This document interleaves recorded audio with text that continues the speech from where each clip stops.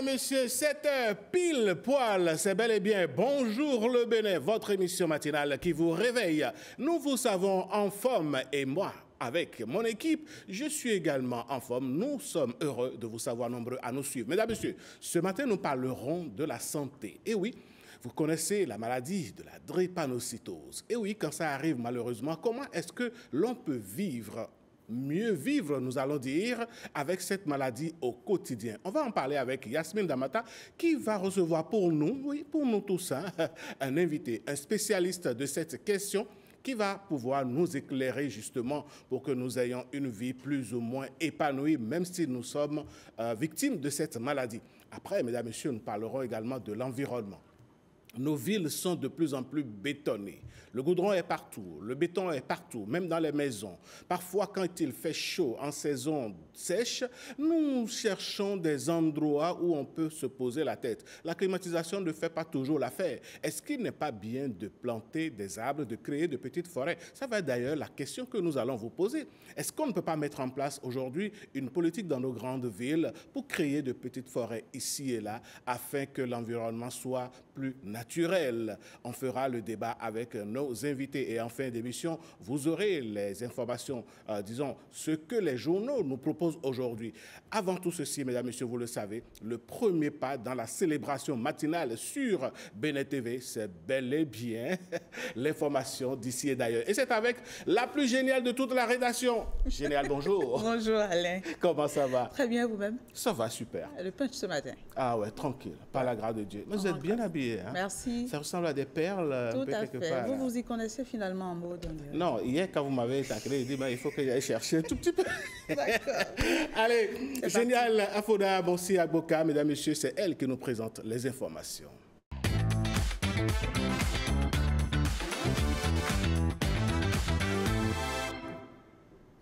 Madame, Monsieur, bonjour et merci de nous préférer pour vous informer ce matin. Une audience à la vice-présidence de la République pour démarrer ce 7 heures. Mariam Tchabitalata a reçu à son cabinet 2 personnalités ce lundi 23 juin. Il s'agit du grand chancelier des ordres nationaux de la Guinée équatoriale et de l'ambassadeur du Japon près le Bénin. Au cœur des discussions, les préparatifs de la 12e conférence internationale des grandes chancelleries d'Afrique francophone et le renforcement des relations entre le Japon et le Bénin. Igor Ayosso et Amandine Aniambossou. Le grand chancelier des ordres nationaux de la Guinée équatoriale en visite au Bénin dans le cadre de la 5e réunion technique des secrétaires généraux des grandes chancelleries d'Afrique francophone. Une visite pour préparer également la 12e conférence internationale des grandes chancelleries d'Afrique francophone et de France. La Guinée équatoriale en sera la terre d'accueil en 2026.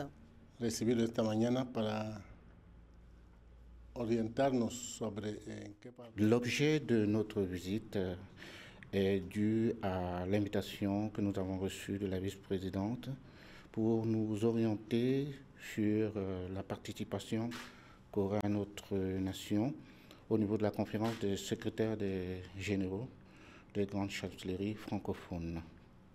Nous allons présenter le thème qui aura lieu durant la conférence, la grande conférence des chanceliers, ainsi que les mécanismes qui aboutiront au bon succès de cette conférence. J'en profite pour féliciter le peuple béninois pour les progrès que nous pouvons observer.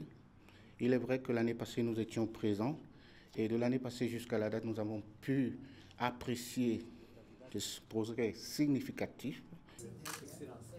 Autre personnalité au cabinet de la vice-présidente, l'ambassadeur du Japon au Bénin. Une visite pour réchauffer les liens entre les 2 pays. Nous avons confirmé nos relations bilatérales qui sont excellentes. Et puis, nous avons bien parlé, comment on peut encore développer nos relations bilatérales. Et surtout, Excellence Madame la Présidente s'intéresse beaucoup en matière de l'éducation et la sécurité. Le Japon accorde une importance au Bénin, un pays très stable dans la sous-région, et nous voudrions continuer de soutenir ce pays. le Japon entend soutenir davantage le Bénin dans les domaines des infrastructures, de la santé et de l'hygiène et des services sociaux de base. Pendant ce temps, le parti Renaissance nationale, avec l'aide du programme d'appui à l'égalité de genre, forme ses délégués communaux pour renforcer leurs compétences en gestion des conflits et en leadership politique. Elles sont au total 48 femmes à prendre part à cette formation de 3 jours. Christelle Tongodo, Françoise Nisson. Issues des 24 circonscriptions électorales du Bénin, ces femmes déléguées communales du parti Renaissance nationale RN prennent part à cette formation de renforcement de capacités en gestion des conflits en milieu social et politique. Cette initiative, structurée en 2 phases, vise à les outiller pour qu'elles puissent mieux jouer leur rôle dans l'espace public et au sein de leur parti politique. Ce n'est pas toujours facile de pouvoir concilier notre vie déjà en tant que personne, notre vie professionnelle, notre vie de couple et la vie politique. Donc avec cette formation, on a été outillés pour pouvoir travailler, pour pouvoir concilier les 3 vies sans sacrifier une vie pour une autre. Les femmes résistent très bien aux différentes activités qui leur sont soumises et je pense qu'elles pourront quand même aller dans leurs localités respectives pour dupliquer ces formations-là, d'abord au niveau familial, dans leur espace professionnel, et pourquoi pas avec les autres membres du parti politique qui n'ont pas eu la chance d'être ici. La formation s'inscrit dans le cadre du programme d'appui à l'égalité de genre PAEG qui accompagne les partis politiques dans la promotion du leadership féminin. Et pour cette fois-ci, offrir cette formation sur la prévention et la gestion des conflits en milieu social et politique. Précédemment, il y a eu une formation sur le module 3 du PAEG qui a porté sur les techniques, outils et stratégies de conciliation de vie familiale, professionnelle et politique. Le PAEG entend ainsi contribuer activement à la participation effective des femmes à la vie politique et à la consolidation de la démocratie. Raoul Glessougbe, ex-membre du Parti Les Démocrates dans le Zou, rejoint la mouvance.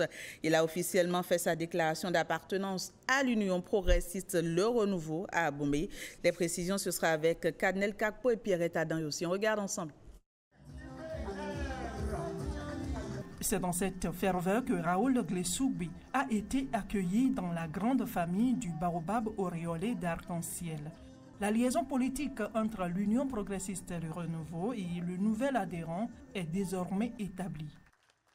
Oui, j'ai pris la décision, mes camarades et moi, d'adhérer solennellement au parti l'Union progressiste Le Renouveau.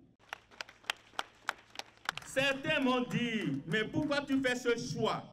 À cela, je réponds que c'est la preuve que mon choix d'adhérer à l'UPR n'est pas un choix opportuniste, mais un choix de raison, un choix de conviction. Croyez-moi, rien ne vaut le rassemblement pour un Bénin uni et fort, puisque pour moi et pour ceux qui me connaissent, aucun sacrifice ne sera de trop pour préserver l'essentiel à cette communauté. Au nom du président du parti, je vous porte officiellement la casquette du parti UP Le Renouveau. La couleur du parti, c'est le blanc et le jaune. Et voici l'écharpe du militant.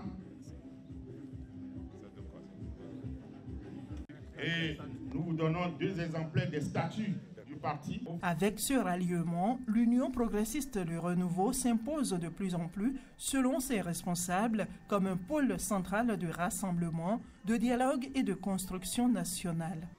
Vous avez compris que ce qui nous rassemble est de loin plus important que les clivages idéologiques.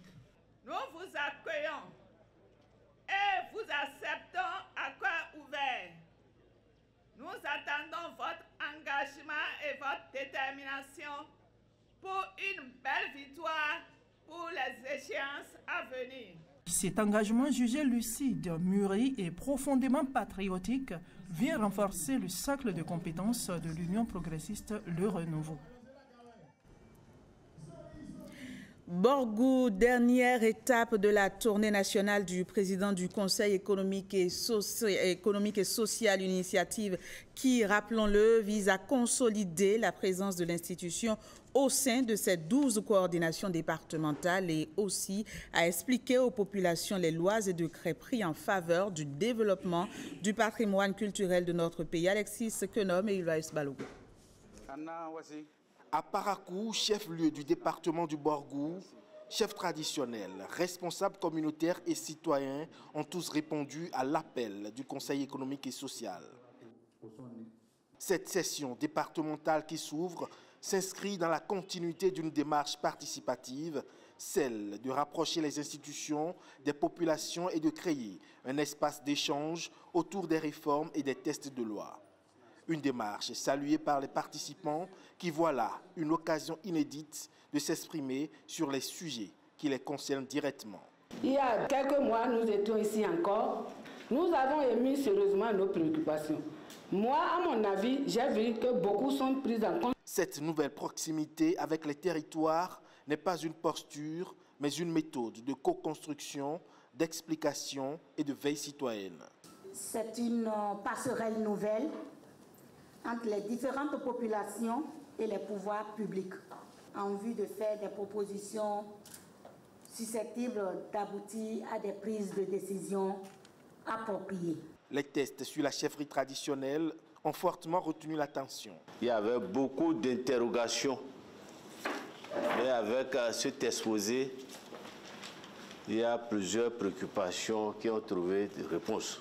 Je voudrais que les décideurs puissent prendre en compte l'ancienne appellation qui est d'ailleurs authentique, le Sinaboko, au lieu de roi de Niki. Alors je souhaiterais que vous puissiez trouver d'autres mécanismes en allant jusqu'à la traduction de cette loi dans nos langues. Nous allons aussi faire en sorte que les différentes préoccupations fassent l'objet de recommandations auprès du chef de l'État. Le CS départemental étant présent, il prendra le relais pour aller maintenant dans les communes, pour continuer à faire cette démarche d'explication de la loi. Nous allons faire en sorte que tout le monde connaisse la loi. Et dès lors, tout le monde va devoir respecter la loi. La forte adhésion autour de cette initiative dans le Borgou est le reflet d'un besoin profond de dialogue social structuré. À travers tissus, talents et textures, des jeunes béninois ont fait parler leur créativité. 15 au total, ils ont fait sensation à l'occasion du défilé AV Fashion 2025, une véritable vitrine du savoir-faire local. Blaise Adanko, Patrick Imavo.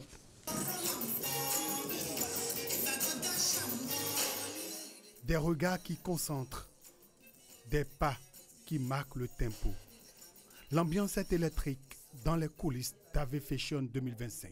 Je suis un peu stressée.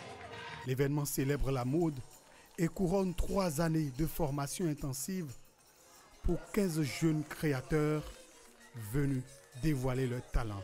Ils sont des gens touche à tout en matière de stylisme. Ils peuvent tout coudre. Alors nous parlons. Ils peuvent faire la coupe enfant, ils peuvent faire la coupe dame. Sur le tapis vert, c'est un feu d'artifice de finesse et de maîtrise. Chaque tenue raconte une histoire. Chaque détail, un message. Un message fort porté par des créateurs inspirés, audacieux, nourris de passion et d'innovation. Le message est de présenter la valeur de la mode et sa place dans le monde. Et aussi de valoriser la couture homme et dame. J'ai voulu parler de la modernité et de l'artisanat. Un métissage entre les deux pour valoriser nos cultures. À travers mes créations, je voulais faire part de... On n'a pas besoin de faire beaucoup. On n'a pas besoin de faire beaucoup pour être joli, pour être vraiment stylé. On peut tout faire en toute simplicité. Un public conquis, parfois étourdi, souvent émerveillé. Le défilé de démonstration a laissé des étoiles dans les yeux et de l'inspiration dans les esprits.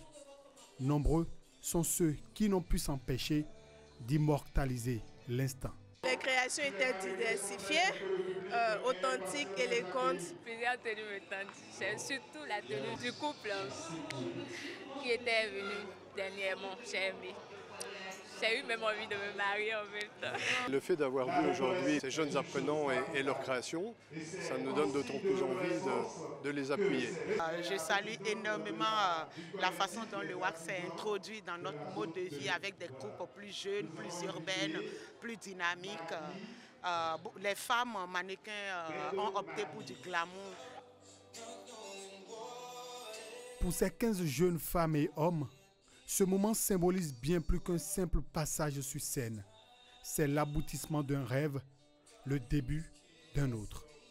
Grâce à AV Fashion, la mode locale s'écrit désormais avec style et beaucoup d'espoir.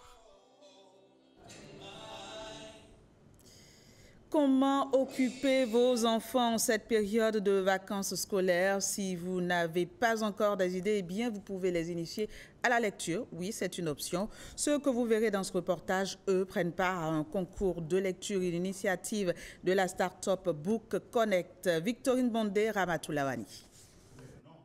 Après toute une année scolaire, l'heure est aux vacances pour les élèves. Une période pour se reposer et s'amuser. Mais pour la start-up Book Connect, il faut aussi mettre à profit ce moment pour renouer avec l'amour de la lecture. Ils ont initié le concours Vacances en lecture. Tout le monde sera d'accord avec moi que pendant les vacances, les enfants sont à la maison, ils sont libres, ils sont parfois ennuyés et au même moment, ils délaissent de plus en plus le livre, délaissent de plus en plus la lecture. D'accord. Et donc, dans ce contexte-là, nous nous sommes dit, mais il faut quand même créer une initiative pour les occuper, d'accord, et les amener à se reconnecter au livre et les amener à découvrir davantage les joies de la lecture. Une initiative très simple où les enfants vont lire pour cette 6e édition 5 livres en 5 semaines. Ils vont faire des fiches de lecture par livre lu et les meilleurs maintenant vont en finale où ils vont présenter un livre béninois ou africain de leur choix de façon orale devant un jury. Le concours est ouvert à tout le monde, mais réparti par catégorie.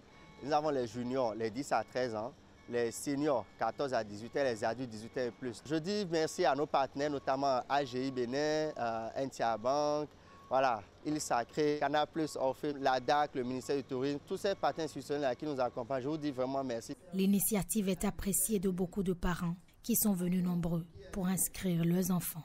Ma fille aime la lecture et elle a voulu se confronter à d'autres personnes comme elle qui aiment également la lecture pour relever davantage son niveau, mais également pour se donner confiance à elle-même. Je me suis intéressée pour pouvoir me divertir, ne pas rester sur les écrans pendant toutes les vacances. Le top est ainsi donné. Chaque enfant choisit 5 livres à lire en 5 semaines, après quoi chacun défendra un livre lors de la finale du concours, prévue le 31 août 2025. Trophées, vélos, tablettes sont entre autres lots à gagner pour ce concours.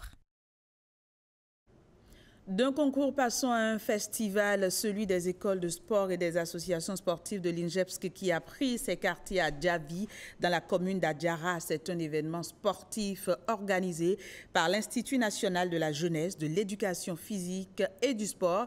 Il vise à raviver le sport scolaire et associatif en réunissant des jeunes de moins de 12 ans issus des écoles et associations sportives civiles. 1500 sportifs de moins de 12 ans réunis sur le site de l'Institut national de la jeunesse, de l'éducation physique et du sport, INJEPS. La 3e édition du Festival des écoles de sport et des associations sportives de l'INJEPS, FESASI, prend ainsi son envol. Les jeunes festivaliers vont rivaliser d'ardeur dans 15 disciplines. Football, basketball, volleyball, handball, badminton, cyclisme, gymnastique, judo, balle au tambourin, tir à l'arc ou encore escrime sont au rendez-vous. Nous semons dès aujourd'hui les graines de la rigueur, de la discipline, de l'expression libre et du travail en équipe. En parallèle, nos étudiants en formation, encadrants d'un jour et professionnels de demain, mettent en œuvre leurs acquis théoriques sur le terrain pour pouvoir amener ces enfants à s'initier à nos différentes activités dans l'Institut. Le FESASI devient ainsi un outil d'évaluation pratique, favorisant leur montée en compétences et leur future insertion professionnelle. L'objectif principal, c'est de repartir à la base pour le sport. Repartir à la base signifie d'aller véritablement vers la couche primaire et de doter cette couche des capacités motrices capables de perfectionner les performances ultérieures. Nous faisons bien le mot de perfectionner les performances ultérieures. Lorsqu'on crie soit à la base, nous posons la question de savoir est-ce que ce concept, tout le monde se retrouve dedans. Les meilleurs athlètes et équipes vont être récompensés par des médailles, trophées et attestations de reconnaissance à la fin du Fezazi. Les festivaliers iront à l'école des aînés et praticiens des différentes disciplines, puisque le festival ambitionne de renforcer la pratique sportive chez les jeunes par l'exemple. Les pépites du Bénin vont sortir d'ici.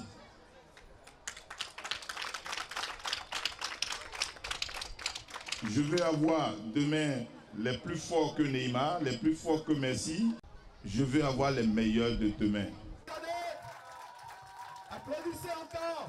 Au lancement des activités du Fezazi 2025, un hommage est rendu à un professeur de l'INJEPS. Le grand maître de judo, Mansourou Lawani, présente sa ceinture de 6e dan. Cet enseignant fut également étudiant de l'INJEPS et un des pionniers de la spécialité judo. Les ateliers des disciplines en compétition ont été visités par les invités de la 3e édition du Fezazi.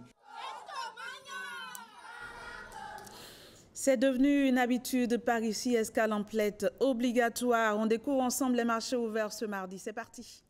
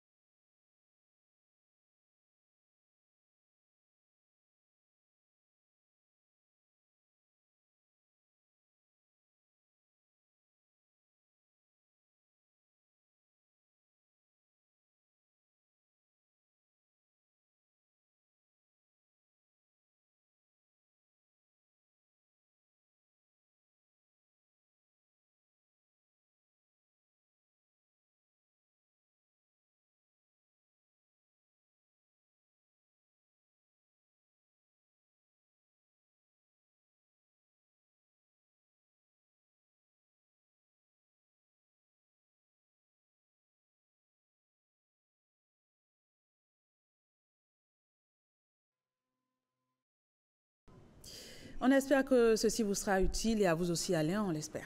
Ah ouais, pourquoi pas. Peut-être en fin de semaine, faire un tour. Donc vous faites les marchés. Ah mais bien sûr. C'est l'un des plaisirs que je me fais Tant parfois. mieux, vous m'inviterez. Pourquoi Allez, pas. bonne suite. Allez, bonne suite à vous. Merci beaucoup. Génial. Mesdames, Messieurs, nous, on va continuer cette émission, justement. Et on ira dans l'univers de l'information autrement. Hein, voilà, un peu pour voir ce que les quotidiens du jour nous proposent en matière de titres. Et ça va être avec mon associé de tous les jours, j'ai l'habitude de le dire, Marcel Rossi. Voici le tapis qu'il installe.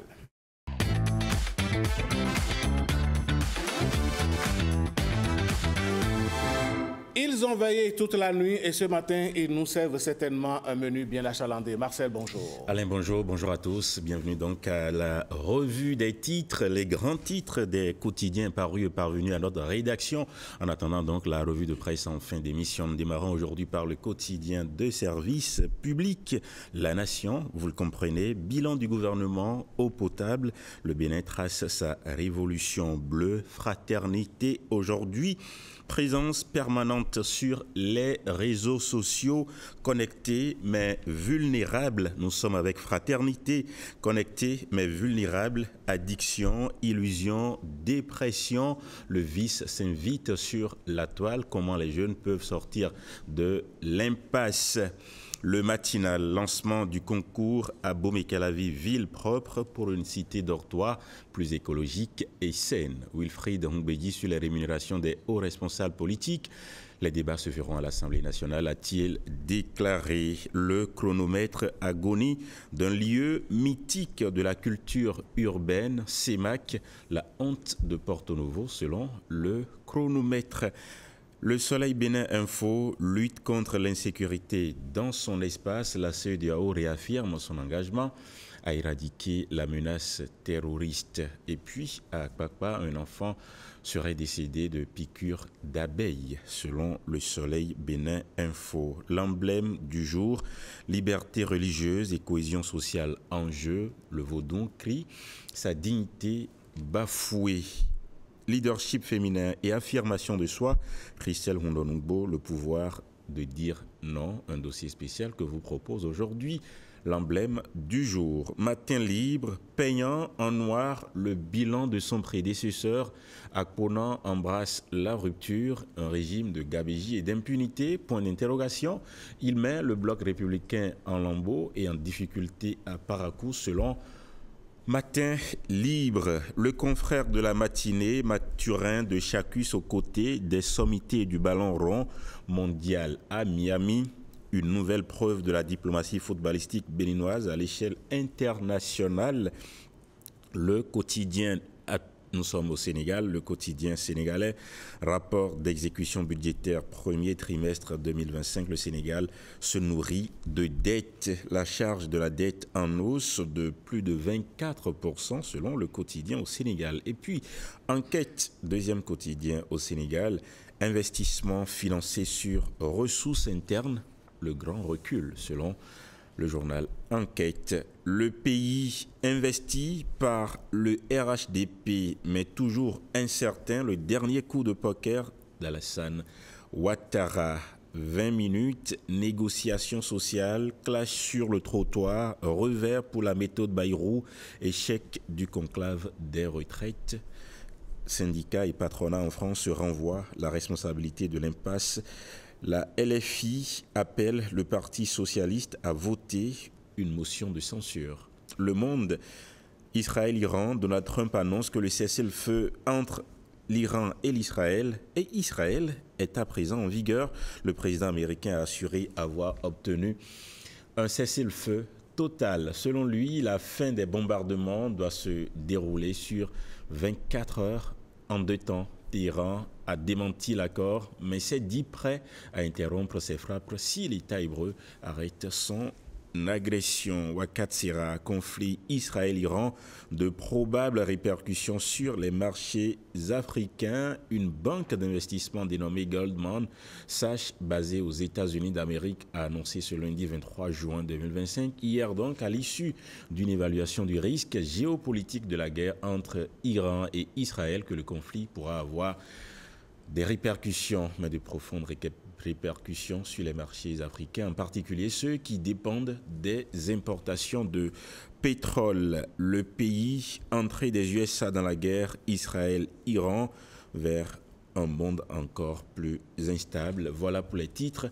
La revue de presse dans un instant. Merci à vous, Marcel. On se retrouve tout à l'heure pour plus de détails. À tout de suite. Allez, merci.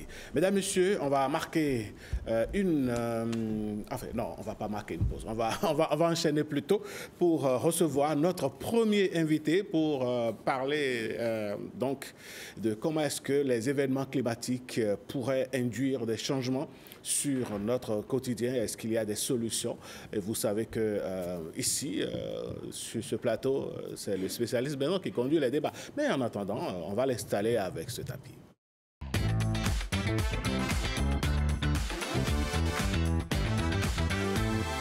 Mesdames, Messieurs, on revient donc sur ce plateau. La question du jour, c'était donc, on vous l'avait posée, on vous rappelle juste de savoir si, selon vous, est-ce qu'il est possible dans nos grandes villes de créer de petites forêts un peu partout, oui, on va les appeler comme ça, pour que l'environnement paraisse un peu plus naturel. Le béton est partout, le goudron est partout.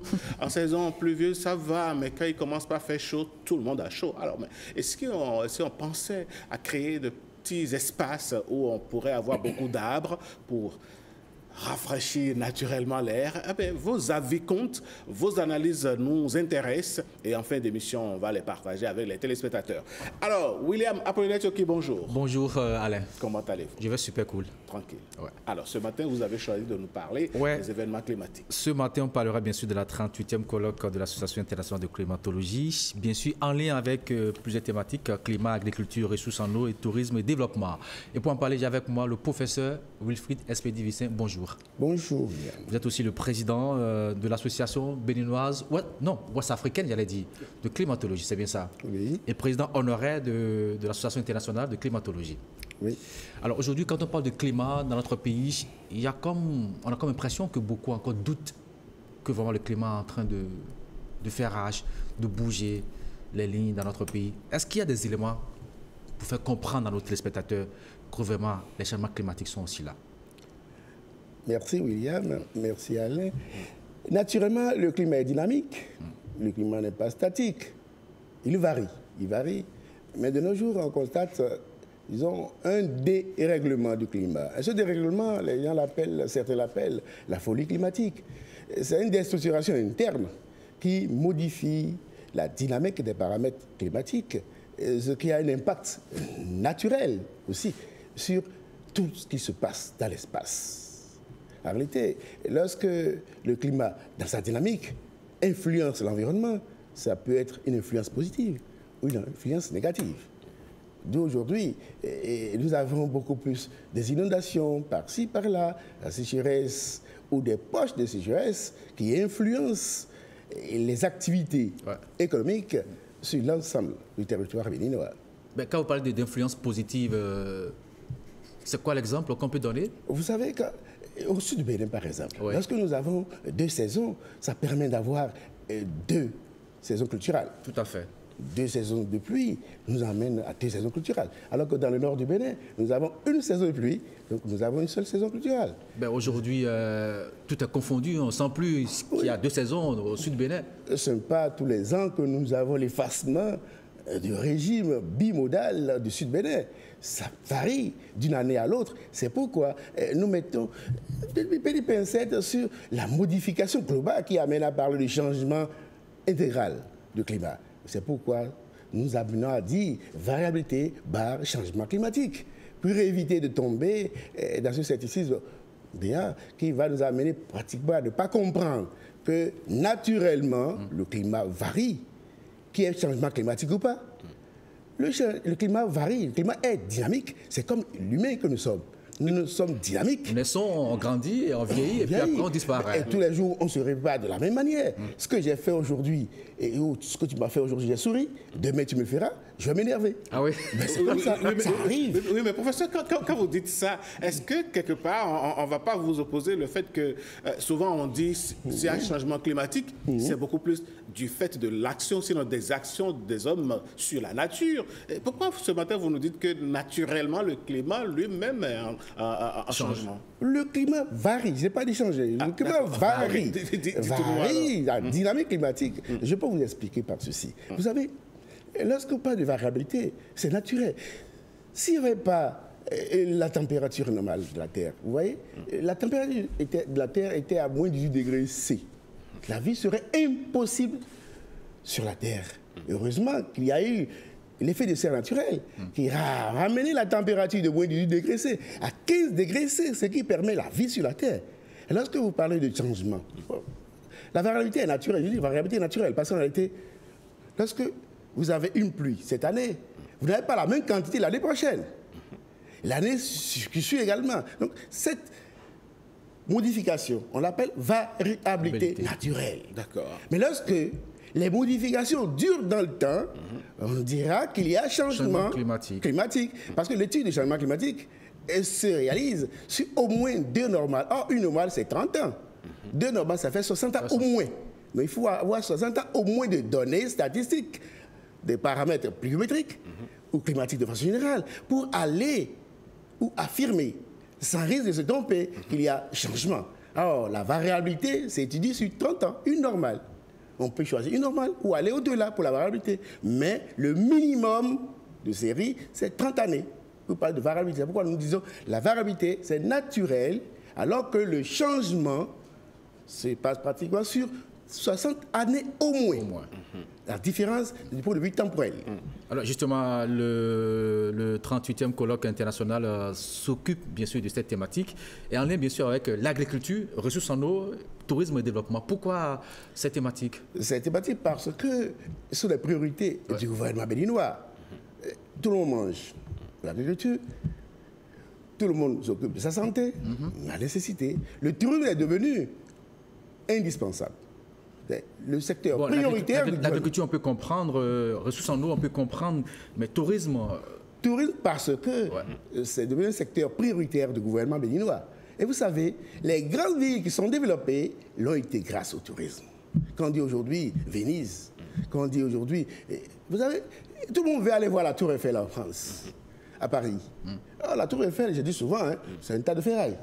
Ouais, tout à fait. Un tas de ferraille. Rien d'extraordinaire en réalité. C'était pas bien vendu. C'était pas bien vendu que tout le monde court pour aller voir la Tour Eiffel. Mais pourquoi est-ce qu'au Bénin, on ne met pas asseoir les bases d'un tourisme durable en valorisant les potentialités que nous avons? Or, le climat influence le tourisme. Nous allons essayer, au cours du colloque, à mettre en évidence l'influence du climat sur le tourisme et sortir les potentialités pour rehausser la valeur financière même du tourisme chez nous au Bénin. Alors, quand on prend par exemple les ressources en eau, on sait qu'aujourd'hui, pour la plupart de nos plans d'eau, il y en a même qui s'assèchent, il y en a même qui ont disparu dans notre pays. Peut-être qu'on n'en parle pas trop. Vous qui êtes hydroclimatologue, parlez-nous un peu de ce phénomène qu'on constate et que souvent on se tait dessus. Vous savez, on ne peut pas vivre sans l'eau. Ouais. Tous les secteurs d'activité économique ont besoin pratiquement de ces ressources. Si aujourd'hui, on constate qu'il y a amenuisement de la ressource ou des ressources en eau, et c'est parce que le climat, dans sa modification, sa dynamique, se réchauffe. Or, ce réchauffement est dû à l'homme. L'homme est responsable de ce qui lui arrive. Il va falloir que nous corrigions nos comportements vis-à-vis de l'environnement pour ramener le climat à son équilibre initial. Ce n'est pas facile, mais il faut que l'homme corrige son comportement vis-à-vis de l'environnement, parce qu'en réalité, moins de variabilité du point de vue climatique, cela s'amplifie dans les ressources en eau. Lorsque vous avez une peste de pluie, ça s'amplifie non seulement dans les ressources en eau surface, mais également dans les ressources en eau souterraines. Or, nous avons besoin de ces ressources pour notre épanouissement. Quand les gens peut-être voient lac Nokoé, on voit tout le temps, tous les matins de l'eau, on se dit, voilà, l'eau ne bouge pas, elle a toujours ça, la même quantité, voilà, et puis on s'en fout pas mal. C'est vrai qu'il y a une différence entre les plans d'eau et les cours d'eau. Et les cours d'eau, exactement. Parce que les plans d'eau ne bougent pas. Ne bougent pas, voilà. Alors, les cours d'eau sont en mouvement. Exactement. On ne le constate pas, mais du point de vue superficie, les plans d'eau perdent une grande partie de la superficie. On assiste à un rétrécissement des plans d'eau parce que ces plans d'eau-là, ça sèche. Plus le réchauffement va s'avancer, on aura un rétrécissement plus grave, plus drastique, pratiquement de la superficie. Et cela va impacter l'activité halieutique, c'est-à-dire la pêche. Dans nos plans d'eau, nous avons intérêt non seulement à veiller à ce que ces plans d'eau soient mieux gérés pour éviter non seulement leur envasement, mais également leur comblement. Justement, oui, allez-y. Professeur Vicente, moi j'ai envie de vous poser une question. Nous parlons ce matin des événements climatiques extrêmes. Oui. Il est à noter que la plupart des capitales africaines aujourd'hui sont inondées. Dès qu'il y a pluie, on est inondé.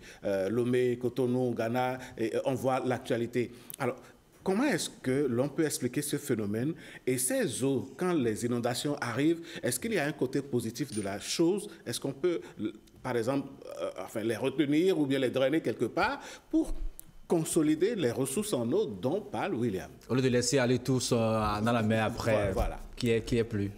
On peut, si on veut. On peut, si on veut. Les inondations, il faut comprendre que tout ce qui se passe du point de vue inondation n'est pas dû nécessairement à la pluie. C'est vrai que la concentration de la pluie sur une courte période peut ramener à des inondations. Parce que nous avons deux types d'inondations. Il y a l'inondation pluviale et l'inondation fluviale. C'est-à-dire l'inondation qui est due à la crue, c'est-à-dire au débordement des cours d'eau, et l'inondation qui est due aux événements extrêmes, directs, quand il pleut. Bon, le sol n'ayant pas l'habitude de consommer ses quantités d'eau. Cette capacité d'absorption du sol. Ça coule. Mais vous savez, on peut, si on veut, je l'ai dit, si on crée, disons, de grands bassins artificiels, on peut drainer ces différentes eaux qui nous embêtent. Il faut avoir d'abord cette vision globale de la maîtrise des ressources en eau à des fins de développement. Si on a cette vision, on peut mobiliser ces ressources que nous perdons. Je dis souvent, dans le nord du Bénin, à partir bien sûr de Dassa jusqu'au nord, où il y a problème en période de sèche. Pourquoi à Dassa, par exemple, on fait du concassage? Pourquoi ne pas profiter du concassage pour créer des drains, pour drainer toute l'eau que nous perdons sur les versants des collines, vers un grand bassin qui pourrait alimenter les villes de ces zones-là en période sèche. Moi, j'allais à Dassa, il y a quelques années, parce que mon épouse était à Dassa. Mais vous savez, lorsque vous êtes à un niveau élevé à Dassa, en période sèche, même si vous avez les robinets chez vous, la sonnette alimentaire, cette maison-là, vous n'avez pas l'eau au robinet. Il faut descendre au niveau le plus bas pour prendre de l'eau, pour remonter. J'ai dit, mais attendez, est-ce qu'on ne peut pas pallier cette difficulté que ces villes rencontrent en période sèche, en immobilisant ces eaux que nous perdons énormément en saison de pluie, de manière à atteindre l'autosuffisance en matière de ressources en eau dans notre pays. C'est une affaire de politique, c'est une affaire de vision, si vous avez la vision. Vous y allez. Alors justement, vous avez associé des chercheurs à ces études, à ces différentes études. Vous dites par exemple qu'on fait la promotion des champs des scientifiques avec des résumés, des travaux des chercheurs. Est-ce qu'il y a beaucoup de contributions pour ce colloque? Vous savez, quand nous avons lancé les appels au début, nous avons eu 198, près de 200 résumés. Mais après, lorsque nous avons demandé à ce que chaque communicateur nous envoie, nous avons eu 150, bon c'est vrai que certains temps avaient déjà publié leurs articles ailleurs, nous avons eu plus de 150 résumés étendus, mais après cela, il fallait quand même que les résumés ou bien les articles envoyés soient soumis à évaluation. Ces articles ont été soumis à évaluation. Aujourd'hui, nous avons près d'une centaine, 125 articles qui sont validés, doivent être publiés dans la revue spéciale Climat et Développement du laboratoire de climatologie aujourd'hui. Et quelle sera la suite à donner à ces publications? Ces publications sont publiées, seront utiles parce que ces publications... il faut quand même que les décideurs puissent s'en accaparer pour, je ne sais pas moi, les introduire dans leur plan de développement parce qu'au finish, c'est bien cela. Vous savez, quand vous dites que les décideurs l'introduisent, il faut que nous faisons aussi la démarche inverse, que nous montrons aux décideurs que nous avons proposé des outils d'aide à la décision pour les aider à prendre les bonnes décisions pour le développement de nos pays. Parce qu'à ce colloque, nous aurons plus d'une vingtaine de nationalités et ensemble, nous allons confronter nos connaissances de manière à sortir des outils utiles d'aide à la décision pour aider nos dirigeants à mieux gérer nos pays. Alors, ça aura lieu quand, ce colloque? Le colloque commence le 8 juillet prochain et s'achèvera le 12 par une excursion découverte du Bénin, parce que le Bénin est un petit pays, mais un pays très riche, non seulement en ressources, mais également en intelligence et en compétences. Alors, si vous avez quelque chose à dire à notre population aujourd'hui par rapport à tout ce que nous traversons en matière de variabilité climatique, que direz-vous? Simplement que nous corrigeons nos comportements vis-à-vis de l'environnement. Parce que ce qui nous arrive aujourd'hui, nous en sommes responsables. Si chacun pourrait respecter les ressources naturelles de notre espace, nous arriverons à corriger substantiellement ce qui se passe. Il faut que chacun prenne la décision de planter un arbre devant sa maison. Si Cotonou est fleuri, Cotonou est verdoyante, et toutes les villes seront verdoyantes, nous allons changer le microclimat du Bénin de manière à ce que nous sentirons moins les effets du réchauffement global. Donc, amener à une prise de conscience vis-à-vis de l'environnement et que les décideurs comprennent que dans tout projet de développement, il faut intégrer le climat. Il faut intégrer les changements climatiques pour mieux cerner les difficultés que nous avons aujourd'hui. Merci beaucoup à vous, professeur Wilfried Vissin. Vous êtes bien sûr président honoraire de l'Association internationale de climatologie et président de l'Association ouest-africaine de climatologie. Avec vous, on a parlé bien sûr de ce 38e colloque qui aura lieu du 8, vous avez dit du 8 au 12 juillet prochain. Merci beaucoup à vous. Merci. Merci William Apollinaire Choki, merci professeur Vissin et bon colloque on va dire. Hein. Merci, vous êtes tous invités. Merci beaucoup. Allez chers amis téléspectateurs, on va marquer une courte pause pour vous retrouver juste après.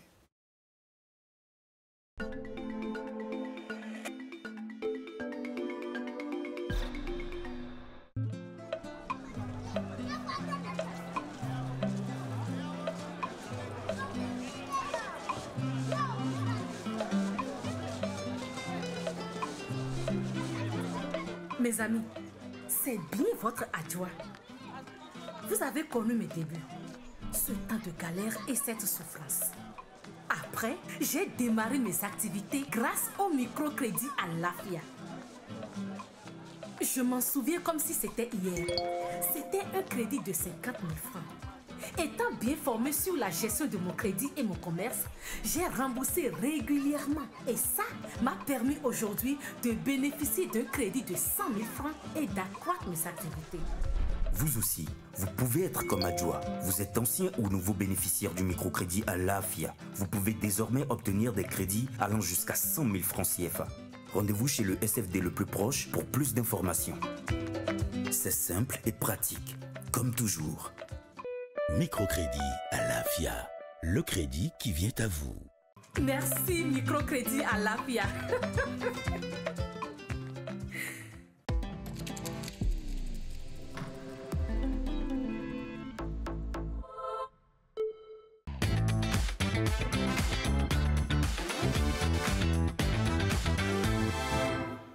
Nous parlons santé, nous parlons drépanocytose ce matin et vous savez que la chroniqueuse qui, enfin, je n'ai pas envie de dire, qui croque cette rubrique, c'est bel et bien Yasmine Damata, que moi j'appelle Rasta. J'ai vendu le secret. Ben ouais. Bonjour Yasmine. Bonjour Aline, comment vous vous portez? Ça va super bien. Et vous, ça va? Ça va, un plaisir de vous retrouver tous les matins. Plaisir partagé. Oui, par la grâce de Dieu.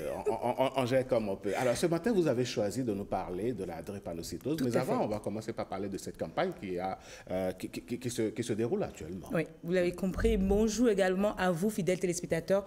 Aujourd'hui, sur ce plateau, j'ai un hématologue. Il s'agit de Bienvenue Oussou. Mais avant de parler de la drépanocytose, je veux bien qu'il nous parle de cette campagne qui a démarré sur le territoire national depuis juin, bien sûr. On parle de juin vermeil. Oui. Alors, dites-nous un peu plus sur ce projet, si je peux le dire, ou programme. Merci, madame. Merci, monsieur. C'est une initiative géniale qu'on appelle Juin vermeil. Et cette initiative, c'est pour la sensibilisation et le dépistage de la drépanocytose.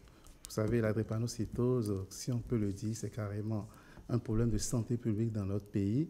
Et sous le leadership du ministre de la Santé et du Programme national de lutte contre les maladies non transmissibles, le mois de juin est consacré pour la sensibilisation et le dépistage. Déjà, le 1er juin, la journée de l'arbre, qui s'est déroulée à Ouida, il y a déjà une sensibilisation des associations de la société civile sur le fait. Ça s'est poursuivi autour du 14 juin, la journée du don du sang, où la sensibilisation a été faite. Le 19 juin, journée de la drépanocytose. Il y a eu une marche. La marche est venue le samedi, le 21, le 19. Il y a eu du dépistage dans 4 CHU Sénachu, à Porto-Novo, à Parakou. Ouais. Donc, et puis le 21, il y a eu une action merveilleuse sous le leadership du ministre de la Santé, la marche Cotonou, marche contre la drépanocytose. Il y avait le maire qui était là aussi. Vous voyez un peu. Et puis, c'est la sensibilisation, sensibiliser les gens, nous les jeunes, on peut éviter cette maladie. Deuxième chose, l'engagement clair que le ministre a dit, surtout nous sommes soignants, que de plus en plus les dépensaires seront soignés, très bien soignés dans notre pays. Et actuellement, dans cette semaine, du 23 au 27, dans tous les départements du Bénin, il y a la sensibilisation, le dépistage qui se fait, qui est en cours actuellement. Donc je profite pour saluer les collègues qui sont sur le terrain. Déjà que le 21, il y a eu dépistage également. Effectivement, le 21, le samedi dernier, à la marche, juste au décours de la marche, il y a eu de dons du sang. Plus de 90 poches ont été recueillis. Il y a eu de dépistage, plus de 270 tests ont été faits. Et puis, il y a eu la marche, la sensibilisation. Alors, Monsieur Rousseau, dites-nous, vous avez commencé par en parler. Vous parlez de sensibilisation. Et surtout de sensibilisation des jeunes. Pourquoi sensibiliser les jeunes? Il est très important de sensibiliser les jeunes parce que quand on parle de la drépanocytose, pour faire simple, c'est l'hémoglobine. L'hémoglobine, c'est le pigment qui est à l'intérieur du globule rouge. Et ce pigment, on va dire, il y a plusieurs formes. Il y a l'hémoglobine A, qui est la forme normale. Il y a l'hémoglobine S, qui est les autres formes. S, C, O, D sont des formes anormales. On dit qu'une personne est drépanocytaire quand elle a l'hémoglobine S et n'a pas du tout l'hémoglobine A. Donc, les personnes qui sont SS, ils ont S, ils n'ont pas A. Les personnes qui sont SC, ils ont S, ils n'ont pas du tout A. Les personnes qui sont S-bêta-thalassémie, qu'on croyait qu'on n'avait pas ici, de plus en plus on découvre, ce sont des drépanocytaires. À l'échelle du Bénin, c'est près de 5% de la population en termes de prévalence. Donc, en termes de chiffres, on est à plus de 700 000 personnes. C'est énorme, là. C'est énorme, pour environ 14 millions, ou plus 14 millions d'habitants. Mais ce qui est plus important, c'est les porteurs de traits. Quand on est AS, on a A. Qui est normal. Qui est normal. On a le S qui est en moins. Donc la personne est porteuse de traits. La personne n'est pas drépanocytaire. Quand on est AC, on a le A. On est porteur de trait C. À l'échelle du Bénin, les porteurs du trait S, c'est pratiquement 23% de la population. Les porteurs du trait C, c'est pratiquement 11% de la population. Quand on cumule les deux, ça fait pratiquement un Béninois sur 3 que vous croisez dans la rue est porteur de trait. Or, cette maladie, elle est évitable. Il suffit juste de faire l'électrophorèse quantitative de l'hémoglobine. On sait que la personne est porteuse de trait et on évite de faire des enfants qui éventuellement peut être drépanocytaires. Il y a un argument, monsieur Bienvenu Oussou, que les jeunes brandissent souvent, l'argument de l'amour. Nous nous aimons à la folie, voilà. Il n'y a pas que quelqu'un vienne nous dire de ne pas faire des enfants. Comment est-ce que ça va se faire? Avant même d'aller jusque-là, d'aller jusqu'à l'accouplement, le mieux déjà, c'est qu'on puisse expliquer aux téléspectateurs c'est quoi la drépanocytose et comment elle se manifeste, en quoi c'est si dangereux pour celui qui porte cette maladie. Alors, comme je le disais, la drépanocytose présente de l'hémoglobine S, absence absolue de l'hémoglobine A. Et j'ai dit que nous avons 3 formes au Bénin. Bien sûr. SS, SCS, bêta-thalassémie. La drépanocytose en elle-même n'a pas de signe. Mais ça a des complications, qui sont des complications aiguës, et il y a des complications chroniques. Les complications aiguës, c'est la personne est là et de façon subite, il y a une manifestation, il faut agir tout de suite. Et quand vous parlez de manifestations, c'est déjà quoi les manifestations? La première complication aiguë, c'est les douleurs, ce que l'on appelle les accidents vaso-occlusifs. En réalité, ce qui se passe quand vous prenez l'hémoglobine S, c'est une hémoglobine, quand c'est dans le globule rouge. La taille du globule rouge, c'est 7 micromètres. Les globules rouges, si on se rappelle, ont pour fonction essentielle de capter l'oxygène au niveau du poumon et de pouvoir l'apporter au cerveau. Pour capter l'oxygène, ça a lieu dans les capillaires. Les capillaires, la taille des capillaires, c'est 3 micromètres. Donc les globules rouges sont 7, les capillaires sont 3 micromètres. Les globules rouges ont une capacité de flexibilité. Ça, c'est flexible. C'est pourquoi ça a une forme concave. Chez le drépanocytaire, dans certaines situations de stress, de déshydratation, on parle également de fatigue, d'activité physique intense, de dysménorrhée, les règles douloureuses, un peu, d'infection. Dans cette situation, l'hémoglobine S perd sa forme de flexibilité, devient rigide, ça va se coincer dans les petits vaisseaux, dans les capillaires, Et quand ça se coince, ça veut dire qu'en aval, il n'y a plus du sang qui passe. Alors, il faut que le sang passe pour pouvoir apporter l'oxygène et tout ce qui va avec. Donc, les cellules qui sont en aval vont se retrouver en souffrance, d'où la douleur. Et quand on parle de douleur, c'est des douleurs intenses. Si on quantifie, on dit quand le drépanocyte dit j'ai mal, oui. Ça fait plus de 10 fois ce que la femme ressent quand elle a une contraction utérine. Donc, à l'échelle, nous les hommes ne le voient pas, mais quand on a accouché une fois, on sait. Donc, c'est intense. Et cette douleur a lieu où? Au niveau des articulations, au niveau des os. Ça peut avoir lieu au niveau abdominal. Ça peut avoir lieu partout, même dans le cerveau. Des céphalées. Donc, quand on dit j'ai mal, j'ai des céphalées, on ne banalise pas. Première chose. Deuxième chose, la maladie fait qu'il y a une susceptibilité aux infections. Ce qui fait que ces enfants, ces personnes sont susceptibles de faire de plus en plus d'infections. Surtout les infections respiratoires. Respiratoires, c'est ça qui est en tête. En termes de hiérarchie, c'est l'infection pulmonaire qui est en tête. Ensuite, les infections urinaires, les infections osseuses. Et puis, tous les organes peuvent être concernés. Les infections osseuses sont plus fréquentes. Et ça peut mimer aussi les douleurs osseuses, donc le spécialiste doit faire attention à cela. La drépanocytose, par définition aussi, c'est une anémie. Ils vivent avec des taux d'hémoglobine qui sont un peu plus bas que ceux qui ne sont pas drépanocytaires. Et une des conséquences, c'est que ce taux peut chuter. Donc, on peut se retrouver avec une aggravation de l'anémie. Nous avons des ions qui sont dans l'organisme. Ces ions, c'est important pour l'équilibre. Le fait que nous parlons, nous communiquons, c'est parce que nos ions, le métabolisme est bon. Mais chez eux, on peut avoir des chutes de ces ions, des hyponatrémies, des sodium qui chutent, le potassium peut se lever.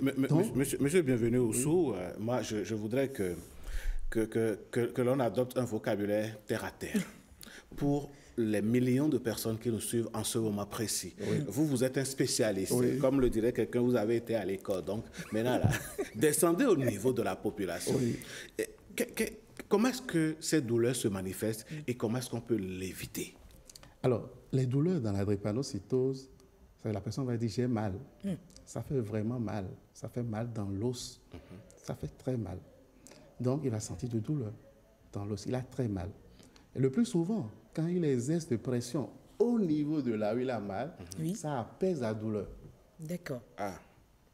Pourquoi? Parce que j'expliquais tout à l'heure que le mécanisme a lieu dans les vaisseaux. On est d'accord? Et c'est parce qu'il y a une obstruction au niveau des vaisseaux que le sang ne passe pas. C'est pourquoi la personne a mal. Donc le mécanisme n'a pas lieu dans l'os. C'est une répercussion qui fait qu'on sent la douleur au niveau osseuse. Donc, ce qui fait que si on exerce de pression, ça va permettre de faire refouler l'obstacle un peu. La pression, ça apaise la douleur, mais la douleur va continuer puisqu'il faut agir sur la cause, ce qui est la cause qui a donné ça. Donc, la personne aura vraiment mal.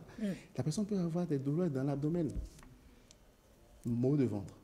La personne peut avoir des maux de tête. Mais chez certains enfants, on voit même ça va jusqu'au gonflement de l'homme. Bien, évidemment.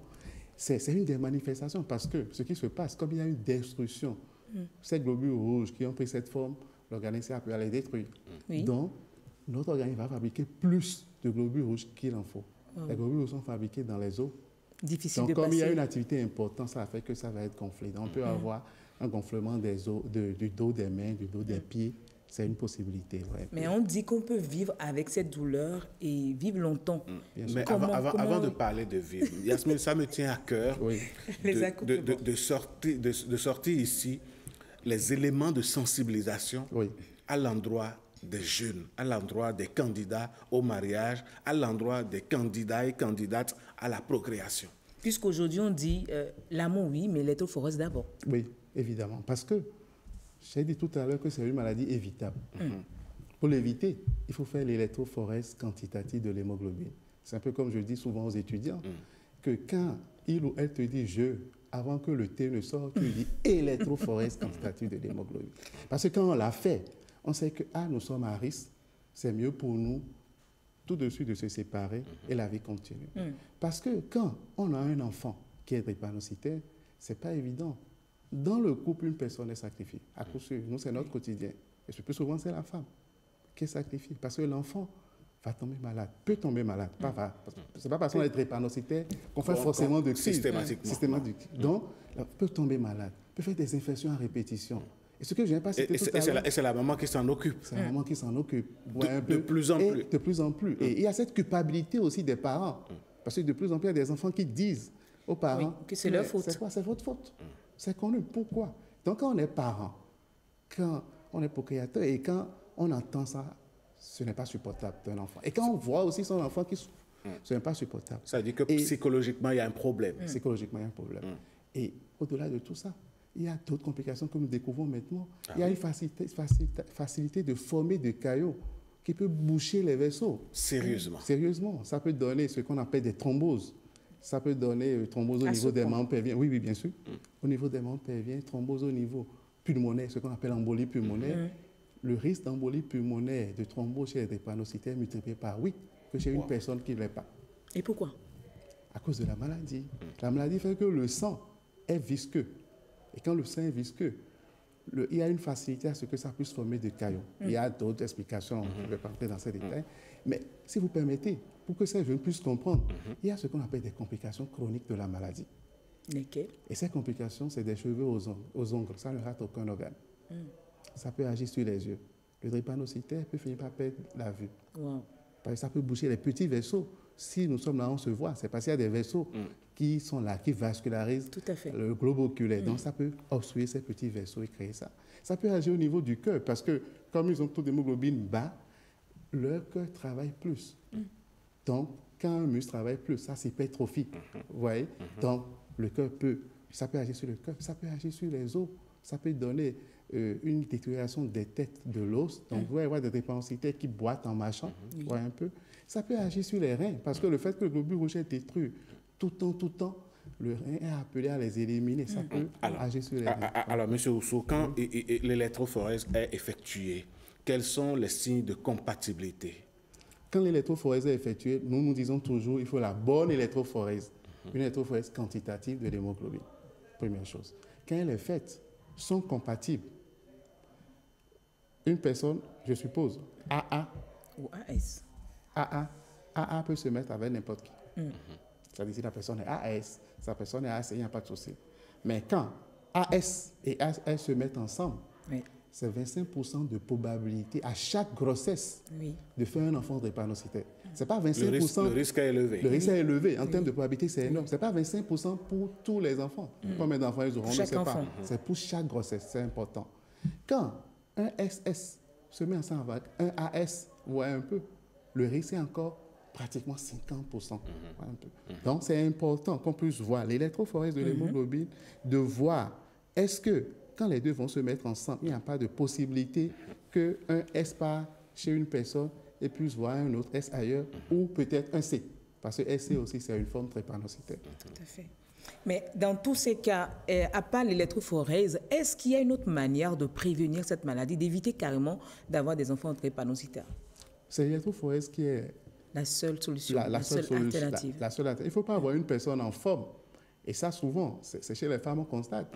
Quand vous recevez les femmes, elles connaissent l'électrophorèse. Tu dis, quelle est l'électrophorèse de votre mari? Il est en forme. Il doit être Elle se base sur son physique. Son physique, ça ne veut rien dire. Et c'est quand le premier geste survient qu'on se rend compte que le monsieur est bien. Aujourd'hui, même les drépanocytaires, quand ils sont bien suivis, ils sont en pleine forme. Justement, quand vous parlez de bien suivis, ils sont en pleine forme, comment peut-on vivre avec cette maladie et être en pleine forme? Parfait. Pour vivre avec cette maladie en pleine forme, ça commence d'abord par le dépistage. Savoir que la personne est drépanocytaire. Le suivi, nous définissons par suivi un drépanocytaire qui est en dehors de toute période critique. Donc, il va bien. On doit le voir chaque 3 mois pour le suivi. Au moins. Sinon, au moins 3 fois. Et ça, je vais corréler ça à un chiffre vite fait. Nous avons fait une étude dans le service au CNHU et on a constaté que sur 10 ans, on a eu 4% des drépanocytaires suivis qui sont décédés. Ça fait 91 sur près de 2600 et quelques. Sur les 91, seulement 4 sont bien suivis. Ça dit tout. Bien suivi, ça veut dire qu'il est vu au moins 3 fois à l'année. Ça veut dire que quand on est bien suivi, le risque est moins d'avoir une mort subite. Donc, bien suivi. Troisième chose, la vaccination. Les vaccins sont obligatoires pour nous tous. Donc, jusqu'à 9 mois, c'est obligatoire, c'est gratuit. La vaccination elle est importante. Mais il y a d'autres vaccins qui doivent se faire. À part ça, OPEV. Il y a au moins 5 vaccins qui sont obligatoires chez eux, qui doivent se faire, et pratiquement, c'est chaque 3 ans. Quand on fait les vaccins, j'ai dit tout à l'heure, une des complications aiguës, c'est les infections. Quand on fait les vaccins, on réduit le risque des infections. Voilà un peu. Une alimentation équilibrée, un drépanocytaire doit manger équilibré, doit manger sain. Quand on mange équilibré et sain, on a les protéines, on a les vitamines, on a des immunoglobulines qui vont nous protéger, réduire le risque. Monsieur Oussou, je sais que vous n'êtes pas nutritionniste, mais tout de suite quand on dit qu'il faut manger équilibré, dans la tête du commun des mortels, on dit que c'est une affaire de riches. Est-ce que tout le monde peut manger équilibré et quels sont les aliments basiques qui pourraient rentrer dans notre plat pour que nous soyons en forme? Nous tous, on peut manger équilibré, on n'a pas besoin d'être riche. 3 choses, les protéines, les glucides et les lipides. Vous prenez le haricot, il y a des glucides, quand on met un peu d'huile dessus, il y a des lipides, ouais, un peu. On n'a pas besoin forcément de dire que je mets de la viande là-dessus. C'est si on veut. Les fruits, nous en avons, mais on pense que c'est pour les riz, c'est vrai, ça coûte un peu, mais c'est une possibilité. Les oranges, actuellement. Il y a des saisons de fruits quand même. Actuellement, c'est l'orange. Les oranges ont succédé à la mangue. Voilà. Encore que il y a les pastèques également. Oui. Et quand on prend, par exemple, nous sommes habitués le plus souvent à la pâte. La pâte, s'il y a une sauce avec un peu de légumes, c'est pas mal. C'est important. Avec un peu de légumes, avec de crin-crin, c'est pas mal. Donc, on peut toujours rester ce que nous mangeons habituellement, manger de façon saine. Mais c'est surtout grignoter, surtout manger des repas, c'est ce qui est un peu... Mais dans le programme de soins des personnes atteintes de drépanocytose, on remarque souvent qu'on leur demande de prendre de l'eau et d'ajouter un peu de sel. Oui. C'est quoi la finalité? Non, en fait, l'eau, c'est important. Parce que tout à l'heure, je disais que... Pour tout le monde. Encore plus pour eux. Parce que je disais que le sang a une tendance à être visqueux chez eux. Donc, le fait de boire l'eau réduit le risque de viscosité du sang, première chose. Le sel, c'était dans un passé récent. Parce qu'une des complications, il y a un ion dans le sel qu'on appelle le sodium, qui manque souvent chez les drépanocytaires. Le fait de rajouter du sel réduit le risque. Mais au jour d'aujourd'hui, on ne peut prendre que de l'eau plate. Tout à fait. Parce que pourquoi?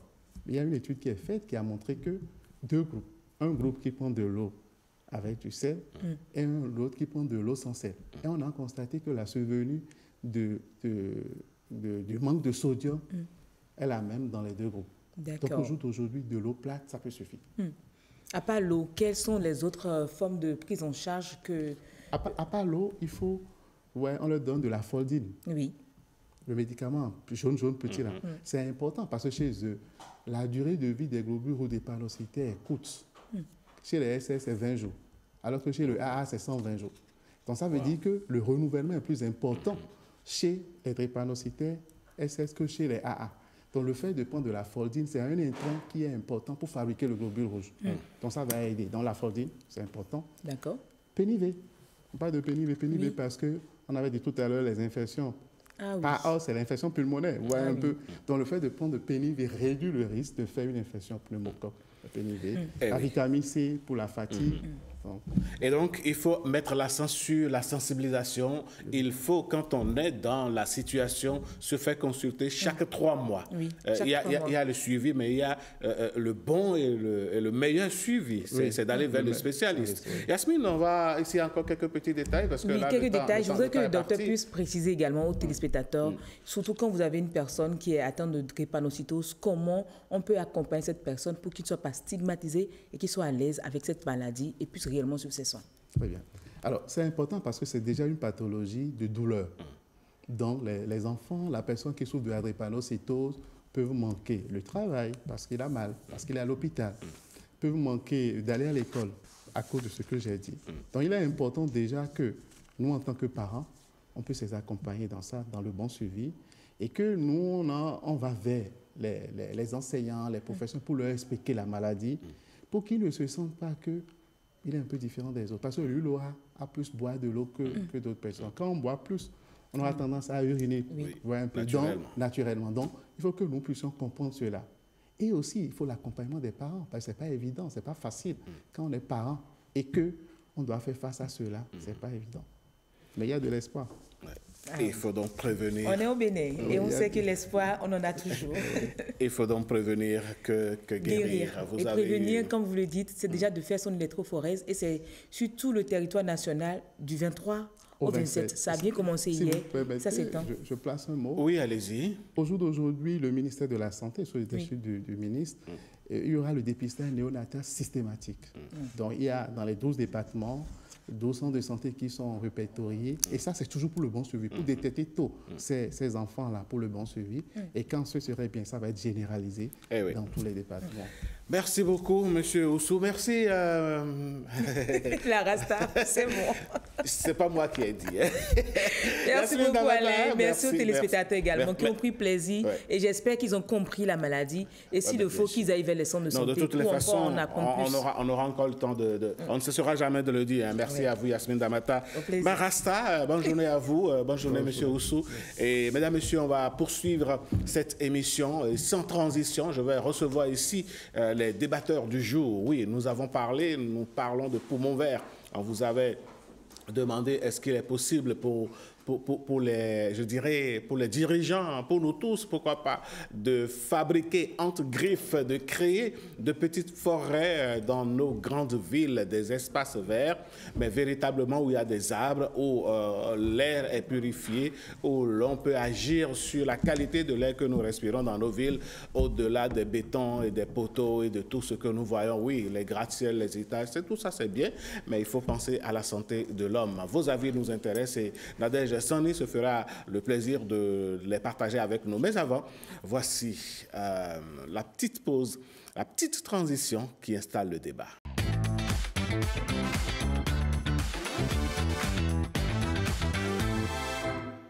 Débat du jour, nous allons parler donc des poumons verts. William Apollinetti, bonjour. Bonjour Alain. Bonjour Alain. Bonjour Alain. Alors, en face de vous, Monsieur Sagbo Patrice, on ne le présente plus. Merci beaucoup. Comment allez-vous, Monsieur Sagbo? Un grand plaisir de vous retrouver sur ce plateau. De vous revoir aussi. Ah, merci. Tout rayonnant. Merci. La nature s'est occupée de vous. En tout cas, Dieu fait grâce. Alors, ce matin, William, on a décidé de parler donc d'une expérience qui a à Drabo. C'est vrai, c'est quand même une expérience, je dirais pour moi, elle est inédite. Parce que partie de parcelles presque vides et reconstituer ceci en une forêt qui est, je dirais, un des grands poumons verts de la commune d'Abomey-Calavi. Et quand on dit Abomey-Calavi, on sait que c'est une commune dortoir. La plupart de ceux qui viennent travailler à Cotonou retournent pour dormir sur Abomey-Calavi. Ah oui, la preuve est qu'à partir de 17h, 18h, quand vous voyez déjà sur l'échangeur de Godomé... Exactement, c'est un fou qui retourne sur Abomey-Calavi. Oui.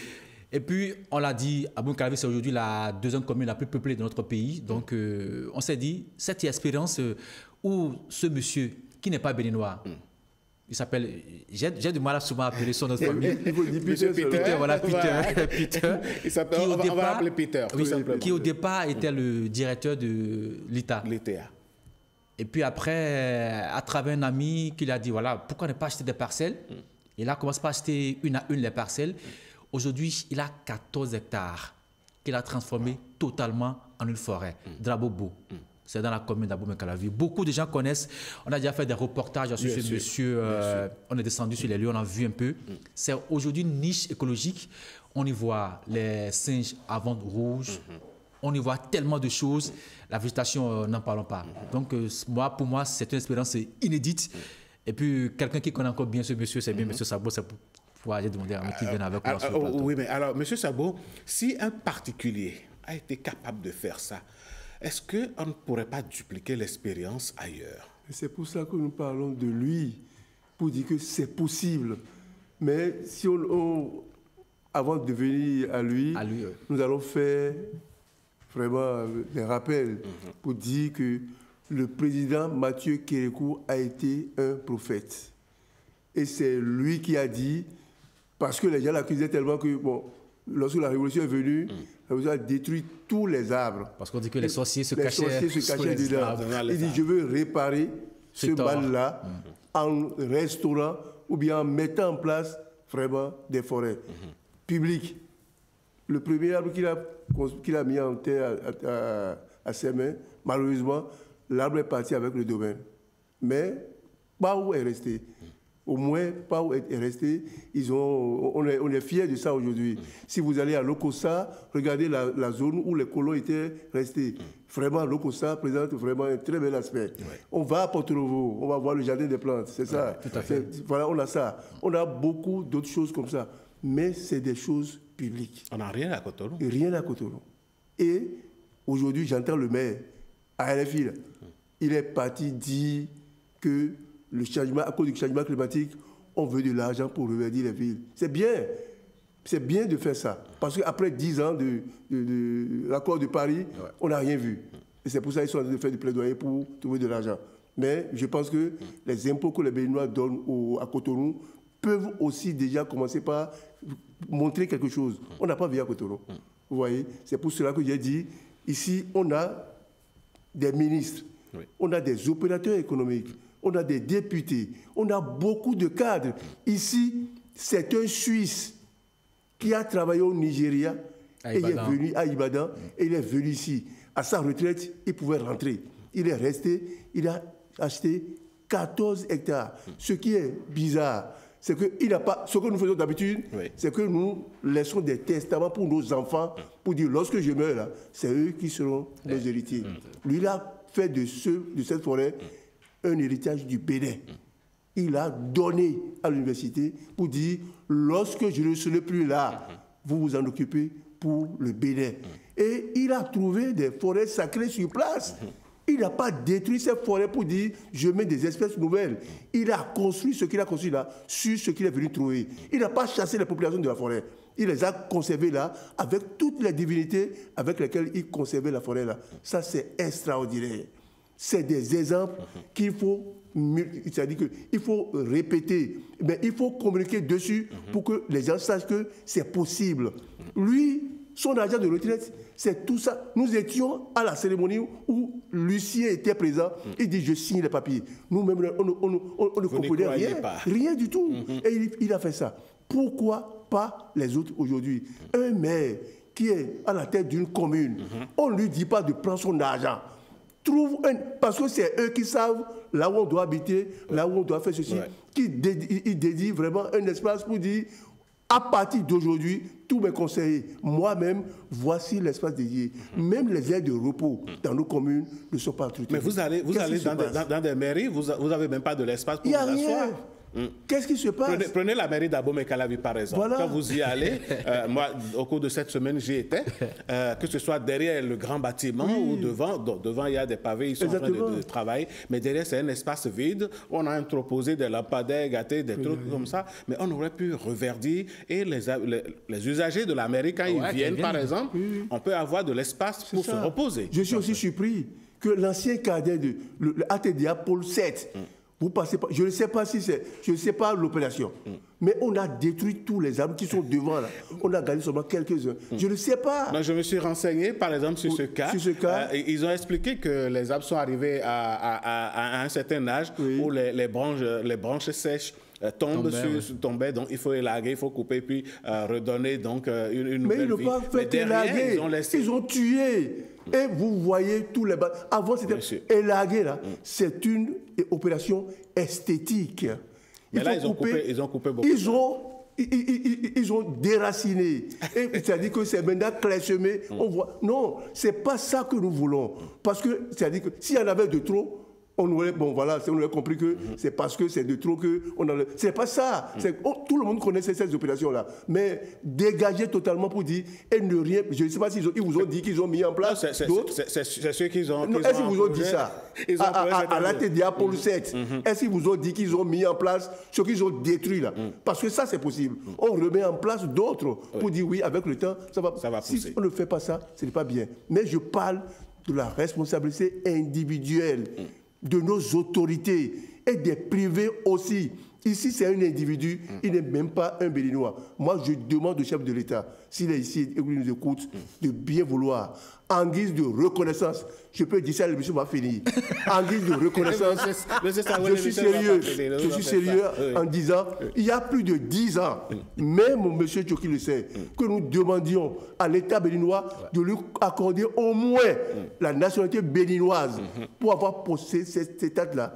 Mais depuis ces moments, rien ne vient. On ne voit rien de le décorer, de l'encourager. Ça ne coûte rien, ce n'est pas de l'argent, ça. C'est que de la reconnaissance. Ou bien, est-ce que les gens ne sont pas allés voir? Mais il faut aller là-bas pour voir. On regarde et il dit, tout mon espoir, lorsque je quitterai ici, qu'on n'emmène pas de bulldozer pour détruire cette forêt, pour dire qu'on fait du développement. Il ne veut pas ça. Donc, il faut que tout le monde soit... En fait, Alain, ce qui est intéressant, vous savez, ce monsieur, c'est pas qu'il est demandeur, quoi. Il ne demande pas de le décorer, il n'est pas demandeur de la chose. Mais... C'est quelqu'un qui est très détaché du matériel. Oui, mais attendez, il donne là. J'ai dit, ancien directeur général de l'ITA de l'Afrique à Ibadan. Directeur ici. Et lui, là, allez voir le local dans lequel il vit, dans la forêt, seul. Et il s'est fait entourer de quelques habitants de la localité. C'est ça, c'est extraordinaire, ça. C'est pas quelqu'un qui est demandeur de la nationalité. On s'est dit, mais qu'est-ce qu'on peut faire à titre symbolique pour le remercier. Pour l'honorer. J'ai fait une émission avec lui qui n'est pas encore diffusée sur le portail de l'environnement. Certainement après le montage, l'émission passera. Absolument. Le monsieur m'a dit qu'il est en train de partir. Parce qu'il a déjà légué le domaine déjà à l'État. Il dit, voilà, je vous laisse ça gérer. C'est sur quoi il va partir d'ici quelques mois. Non, c'est fini. Il dit qu'il retourne sur la Suisse. Voilà quelqu'un qui vient passer 6 mois au Bénin. Juste pour rester, suivre un peu cette forêt, quoi, pour ne pas laisser les gens. Et puis après, il va passer 6 mois chez lui en Suisse. Parce qu'il a des enfants. Il m'a dit qu'il a 4 enfants donc, avec son épouse. Donc, il laisse tout ça, il vient rester chez nous ici pour suivre ce poumon vert, pour se consacrer. Et puis, il cherche de l'argent de là-bas qu'il ramène ici pour entretenir ce poumon vert. Donc, on s'est dit, mais qu'est-ce qu'on peut faire pour remercier ce monsieur? Je suis sûr que le ministre José Tonato nous suit actuellement. Donc, et je répète, ce n'est pas quelqu'un qui demande. Il ne demande pas. Il ne demande pas. Mais nous, on dit, mais qu'est-ce qu'on peut faire en tant que patriote béninois pour remercier ce monsieur? Parce que combien sommes-nous béninois qui avons pu créer cela? On peut les compter du bout des doigts. Il n'y en a pas beaucoup. Mais lui, qui a consacré, je dirais, presque toute sa richesse pour créer cela, là, ne serait-ce ça pour le remercier, parce qu'il dit, je suis en train de partir déjà du Bénin. Je suis déjà fatigué. Il m'a dit qu'il a 81 ans. C'est vrai. Et c'est vrai. Et donc il est fatigué, il veut déjà partir. Donc, on s'est dit, mais est-ce qu'on ne peut pas faire quelque chose pour le remercier, pour cela, quoi. C'est un grand poumon vert pour la commune d'Abomey-Calavi, je dirais pour tout le Bénin. Et puis, on en a très peu. Vous avez dit, toi, dans l'exemple, par exemple, de la mairie de Calavi. Oui, bien sûr. Mais voilà un espace qu'on peut verdir depuis des années.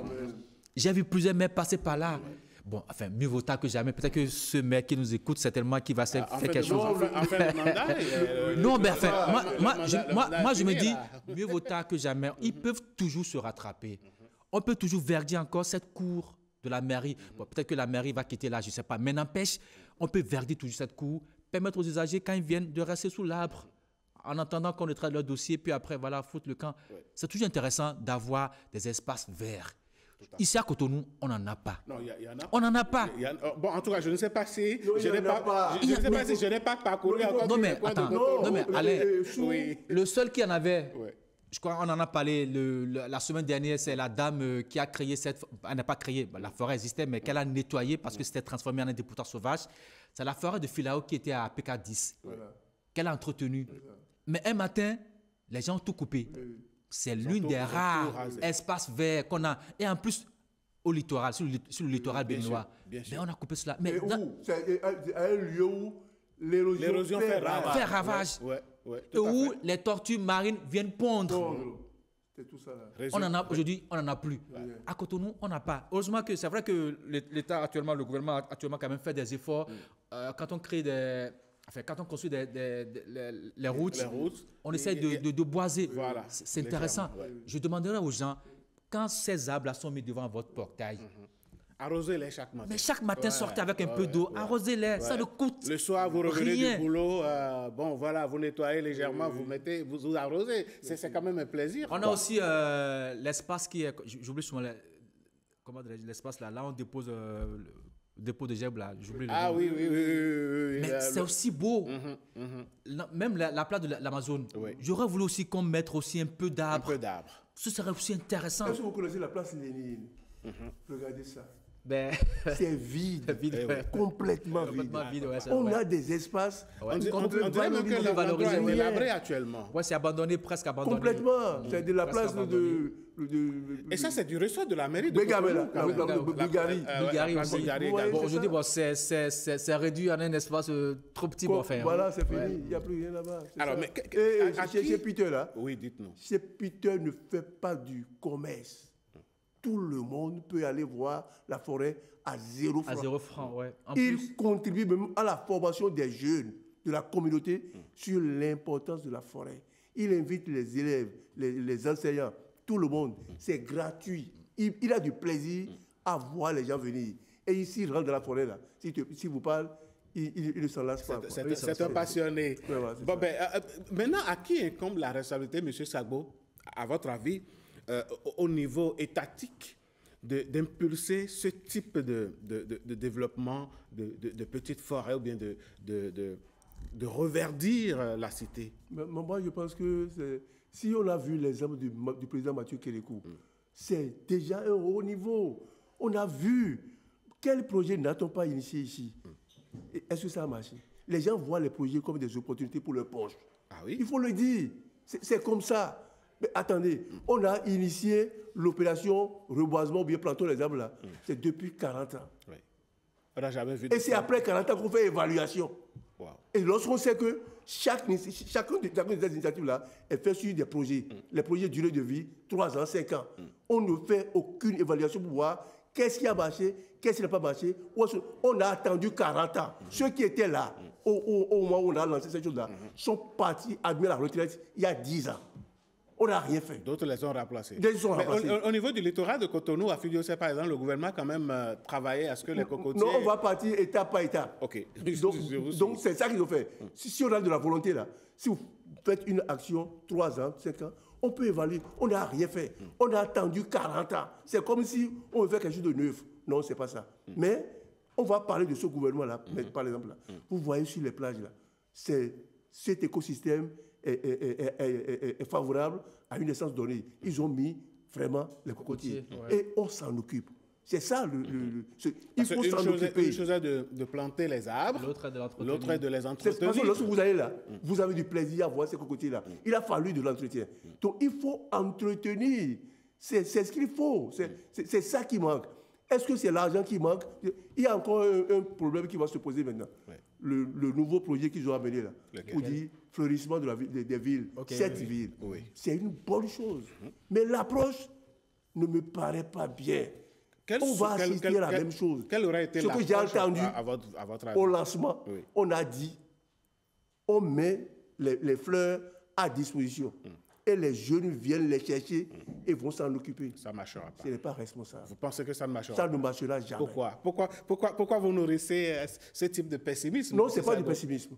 Ce que le président a fait, les arbres qu'on a aujourd'hui au bord des bois là, comment on a fait? Même si on n'est pas content des essences qui sont mises, c'est une approche pédagogique. Et plus personne ne peut plus faire du bois sans mettre ces essences, des essences. D'accord? Mais aujourd'hui, qu'est-ce que les gens veulent? Comme c'est un projet et que c'est le gouvernement qui nous a dit de faire ça, là, on attend que le gouvernement nous donne de l'argent. Si on ne donne pas l'argent, là, on ne fera pas. Ça fait 1. 2, on prend les plans, là, on peut aller les vendre ailleurs. 3, on peut aller les mettre dans sa maison propre. C'est ça que c'est pas une bonne approche. Alors que dans une commune, on a d'abord le conseil communal, nous avons des services des forestiers dans chaque commune et même dans chaque arrondissement. Pourquoi ne pas les responsabiliser? C'est ça qu'on doit faire. Est-ce que la mairie on voit l'œil de l'autorité sur ça. Voilà, il y a une image de Peter qui est à l'écran là. À l'écran, oui.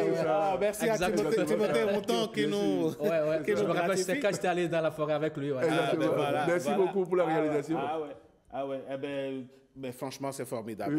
Je pense qu'on doit dupliquer cet exemple-là. Donc, c'est ce que j'ai dit, quoi. Nous voulons la durabilité. Et lorsque les gens innovent, ils amènent les choses qui réfléchissent bien pour dire, lorsque nous passons, ces actes vont rester. Oui, mais monsieur Sagbo, je continue de rester avec vous. Quand on sait que la végétation est importante pour nous-mêmes, est-ce qu'on a besoin d'autres éléments de motivation avant d'aller chercher des plans pour embellir sa maison ou bien son entourage? C'est ça, vous et nous, ça. Lorsqu'on dit projet de l'État, est-ce que vous avez bien entendu ça? Ça sort derrière l'argent. C'est de l'argent. Il n'y a pas autre chose. Et le jeune, aujourd'hui, qui n'a pas d'emploi peut-être, et vous lui dites, va planter, il va entretenir. Il va faire quoi? Il ne fera pas. C'est pas l'approche là n'est pas bonne. Moi, je dis ça. C'est-à-dire que notre production, moi, ce que je veux dire, c'est qu'on cesse d'être des habitants dans nos villes, quoi. Ils sont d'être des citoyens. Des citoyens. Des acteurs. Voilà, des acteurs. Quoi. Et là, on pourra faire des choses sans attendre en retour qu'on nous donne quelque chose nécessairement. C'est vrai que l'approche dont développe tout à l'heure M. Sagbo, c'est vrai que, bon, enfin, pour moi, même si on dit projet, et qu'on me donne les plans, même sur moi, mets ça sur toi, arrose-les, ça t'apportera, ça te fera du bien tôt ou tard. Pourquoi attendre nécessairement qu'on me donne de l'argent nécessairement avant de mettre en place? Monsieur le journaliste, on a dit de mettre les plans devant les maisons. La maison devant laquelle le jeune ira mettre là, c'est sa maison. Il faut la voix de l'autorité pour sensibiliser tout le monde. Les espaces qui sont devant les maisons appartiennent à l'État. Vous le dites, peut-être associer les municipalités. Les municipalités. Non, les propriétaires de maisons même. C'est devant eux. Et ils croient que le devant là, c'est pour eux. Le devant, c'est pour l'État.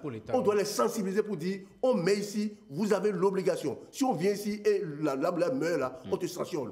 Mais monsieur Sagbo, on ne va pas brandir la sanction tout le temps, non? Les gens peuvent vous rétorquer, peuvent vous opposer le fait que les propriétaires de maisons payent les impôts. À quoi servent les impôts qu'ils payent chaque année? Ils vont se parler là-bas. Mais d'abord, la devanture, il a droit peut-être à 1 ou 2 mètres.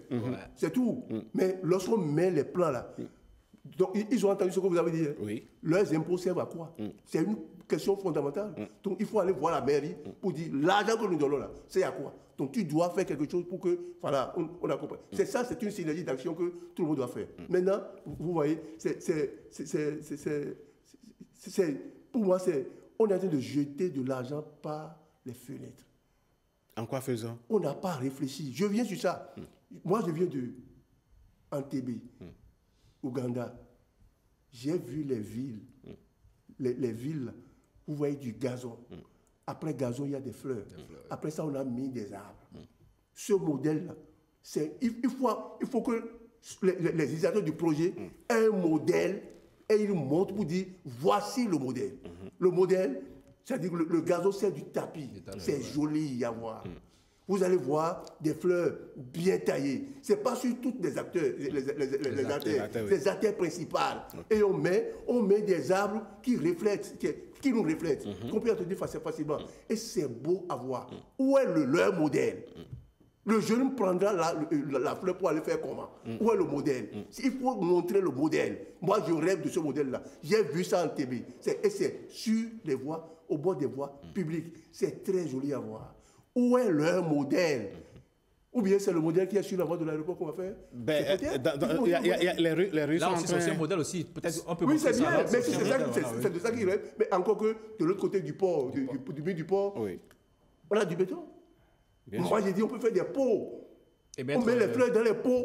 On aligne bien. Si le béton n'est pas destructible, qu'on doit toujours garder, on peut mettre des pots et mettre des fleurs dedans.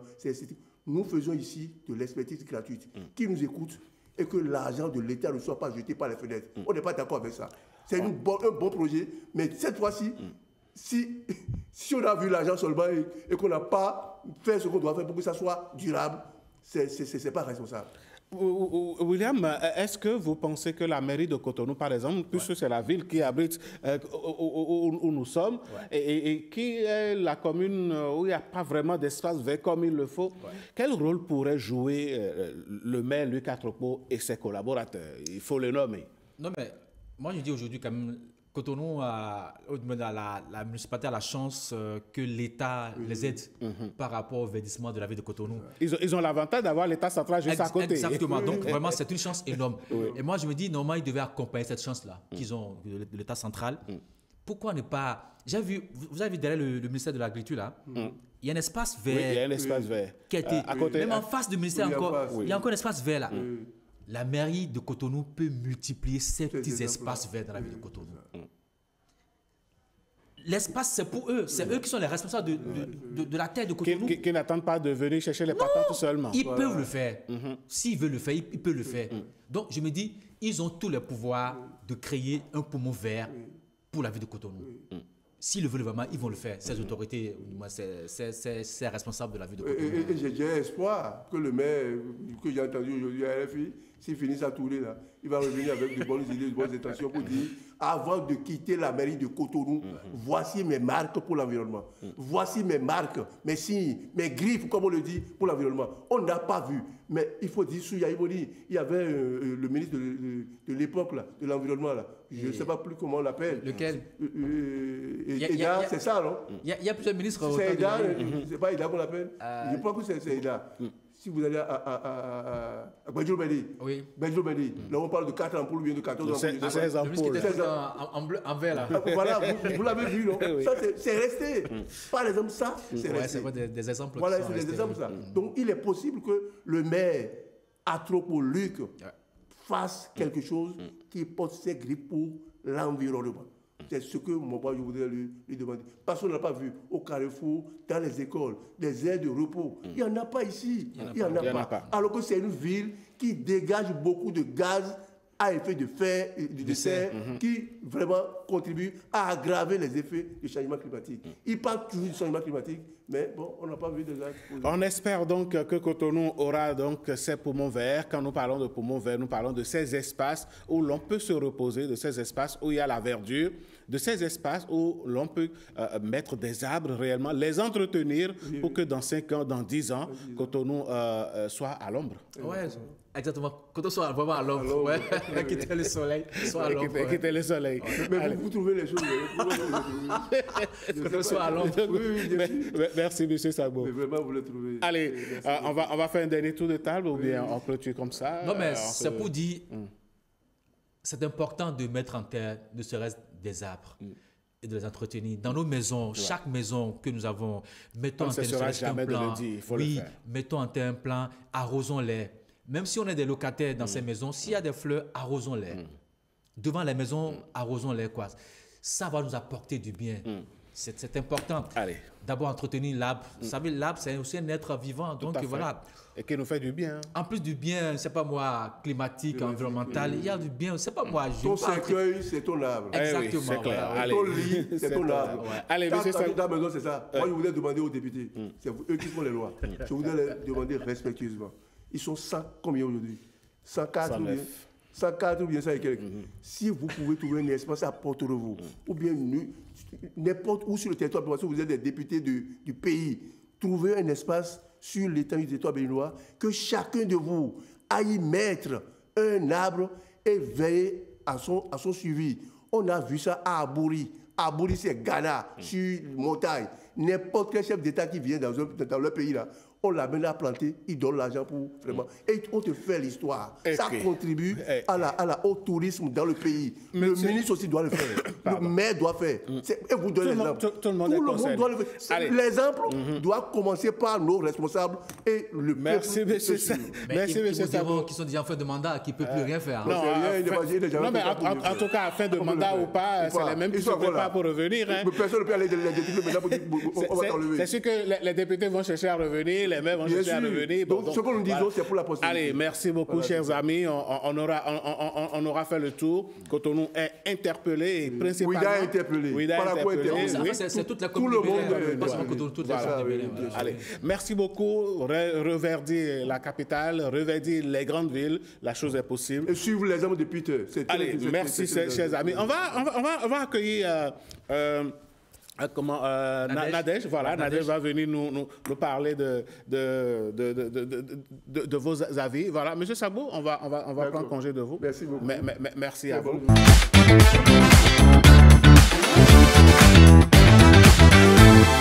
Nadège Sani va s'installer pour, mesdames, messieurs, chers amis internautes, partagez avec nous vos réflexions, vos avis sur la question, est-ce que planter des arbres dans nos grandes villes, est-ce que cela vous tient à cœur? Nadège, bonjour. Bonjour à vous, Alain. Bonjour à tous. Alors, quels ont été les avis de nos amis? La question de ce jour a suscité de nombreuses réactions chez les internautes et les avis sont partagés. On vous écoute. Voilà. Vincent Oussoulin soutient cette idée. Pour lui, c'est un projet essentiel pour lutter contre la pollution de l'air.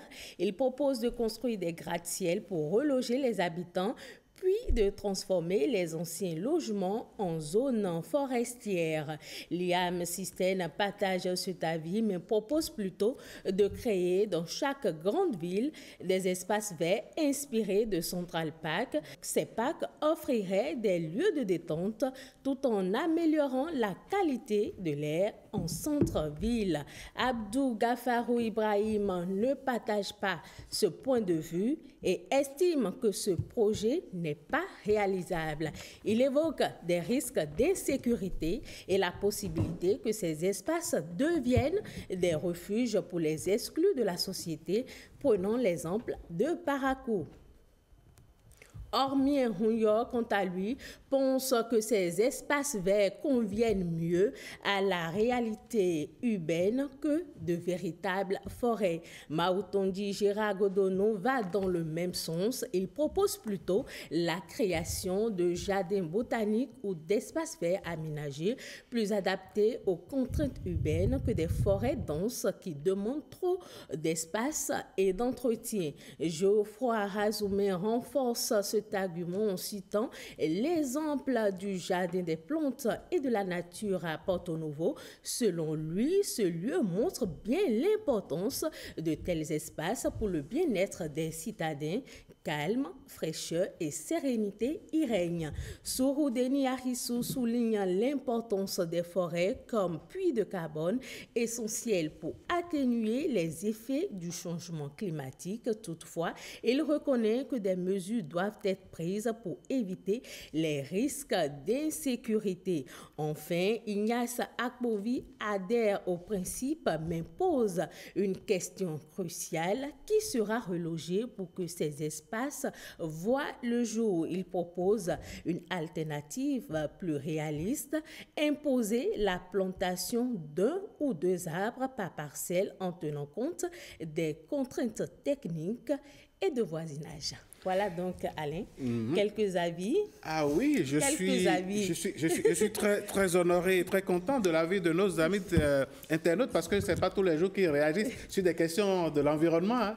Et donc, ça veut dire que la question de planter les arbres tient à cœur à beaucoup de personnes. Effectivement, j'ai eu de nombreuses réactions et il m'a fallu faire une sélection. Ah ouais, j'imagine. Merci à vous, Nadège Soni, de nous d'avoir partagé tout ceci avec nous. Merci. On vous souhaite une bonne suite de journée. Merci et pareil à vous. À demain. À demain. Allez, toujours avec le même sourire. Toujours. Allez.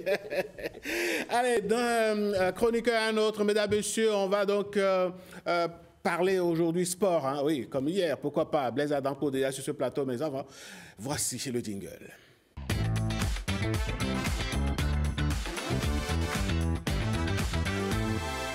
Blaise Adampo, bonjour. Bonjour Alain Sochoumen, bonjour à tout le Bénin. 23 juin, hier, on célébrait la Journée internationale olympique. Oui, c'est une journée qui vise à promouvoir les valeurs de l'olympisme. Et dans ce cadre, le Bénin ne reste pas bien évidemment en marge donc de cette célébration, de cette journée initiée par le Comité international olympique. Dans ce cadre, on était chez le président du Comité national olympique béninois, Julien Minavoa, pour lui demander et avoir plus d'informations sur la célébration de cette journée au Bénin. On l'écoute. Je disais tantôt qu'il ne fallait pas confondre les valeurs olympiques à la devise olympique. La devise olympique, c'est le Citius Altius Fortius, c'est-à-dire plus vite, plus haut et plus fort. Il faut ajouter que tout ça, c'est ensemble. Et tout ça, ces terminologies sont de la création du baron Pierre de Coubertin. Nous sommes dans une 20e édition de la célébration de cette journée olympique au Bénin. Et à chaque fois, nous faisons en sorte à ce que tout le pays puisse en être arrosé, dans la mesure où nous ne nous contentons pas de rester à Cotonou pour faire cette manifestation. L'an dernier, c'était dans les régions de Pomassé. Cette année, nous nous retrouverons à Dassa. La première journée est consacrée pour une présentation on ne peut pas dire intellectuel parce que c'est tenu dans un langage tel que n'importe qui peut comprendre ce qu'on explique.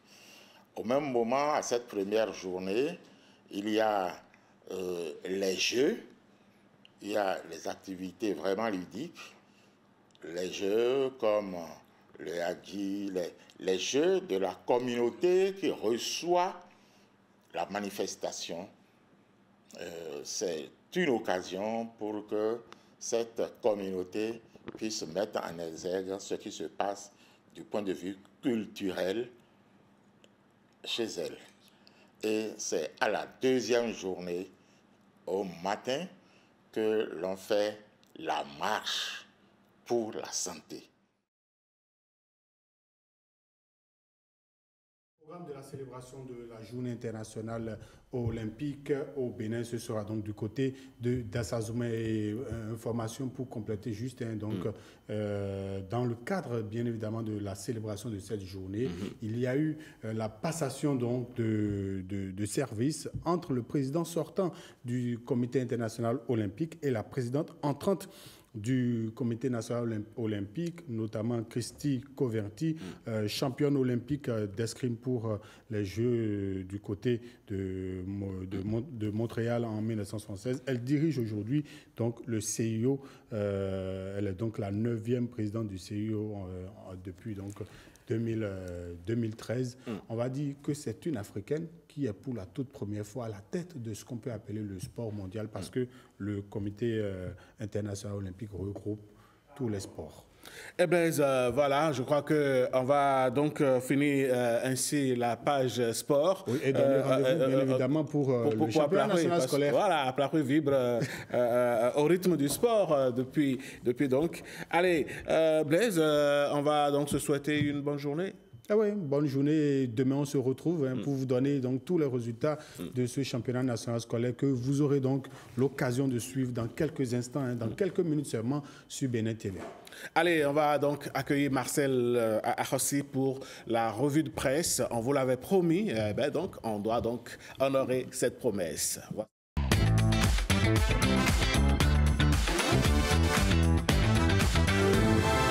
Revue de presse. Mesdames, Messieurs, Marcel Ahossi s'installe à la une. Les grands pas du Bénin vers l'accès universel à l'eau potable, nous dites-vous. Oui, dans sa parution, La Nation, quotidien de services publics, revient ce matin sur une décennie de réformes et d'investissements qui changent le quotidien des populations. Le journal rapporte que le taux de couverture nationale est passé de moins de 50% en 2016 à près de 80% aujourd'hui grâce à des réformes de fonds et des investissements massifs. La Nation revient sur la restructuration du secteur avec la scission de la SONEB et la création de nouvelles entités spécialisées. À Boumé-Calavi, par exemple, la capacité de production est en hausse, impactant ainsi plus de 240 000 habitants. Dans les collines, de grandes villes comme Savalou, Dassa ou Glazoué bénéficient d'infrastructures modernisées. Le quotidien salue également la dynamique en milieu rural où le taux de desserte a bondi de 42 à 82%, appuyé par l'installation de centaines de bornes fontaines et de postes d'eau dans les écoles. Pour le gouvernement, ces efforts s'inscrivent dans une stratégie claire, atteindre l'accès universel à l'eau potable d'ici 2030. Marcel, en Côte d'Ivoire, Ouattara sera-t-il candidat pour un 4e mandat? Ouattara revient sur le suspense entretenu par Alassane Ouattara autour de sa candidature à la présidentielle de 2025, investi par son parti, le RHDP. Lors d'un congrès grandiose, le président ivoirien garde toujours le silence, promettant une réponse dans les jours qui viennent. Un flou qui frustre ses partisans, mais qui semble savamment orchestré. Le pays y voit un coup de poker calculé en repoussant sa décision. Ouattara impose son rythme, évite les débats internes et garde toutes les cartes en main, selon le quotidien Le Confrère burkinabé, je veux dire. Mais ce jeu, prévient le journal, n'est pas sans risque dans un pays où les tensions électorales peuvent vite raviver les divisions. On espère simplement que ça va être à la paix de l'autre côté tout le temps. C'est tout ce pour toute l'Afrique. Allez, Marcella Rossi, merci d'avoir été là pour le compte de cette émission. Aujourd'hui, on se retrouve demain par la grâce de Dieu. Avec le même plaisir. Mesdames, Messieurs, voilà, ça va être tout pour Bonjour le Bénin de cette journée, mercredi. Donc, nous serons là encore demain par la grâce de Dieu. On vous souhaite une excellente suite de journée en compagnie de nos programmes. N'oubliez pas, dans quelques instants, vous saurez donc nos collègues depuis Aplahoué 2025. Ça va être donc la messe du sport scolaire à travers le championnat national scolaire du Bénin. Merci de garder vos positions d'écoute et bonne journée à vous.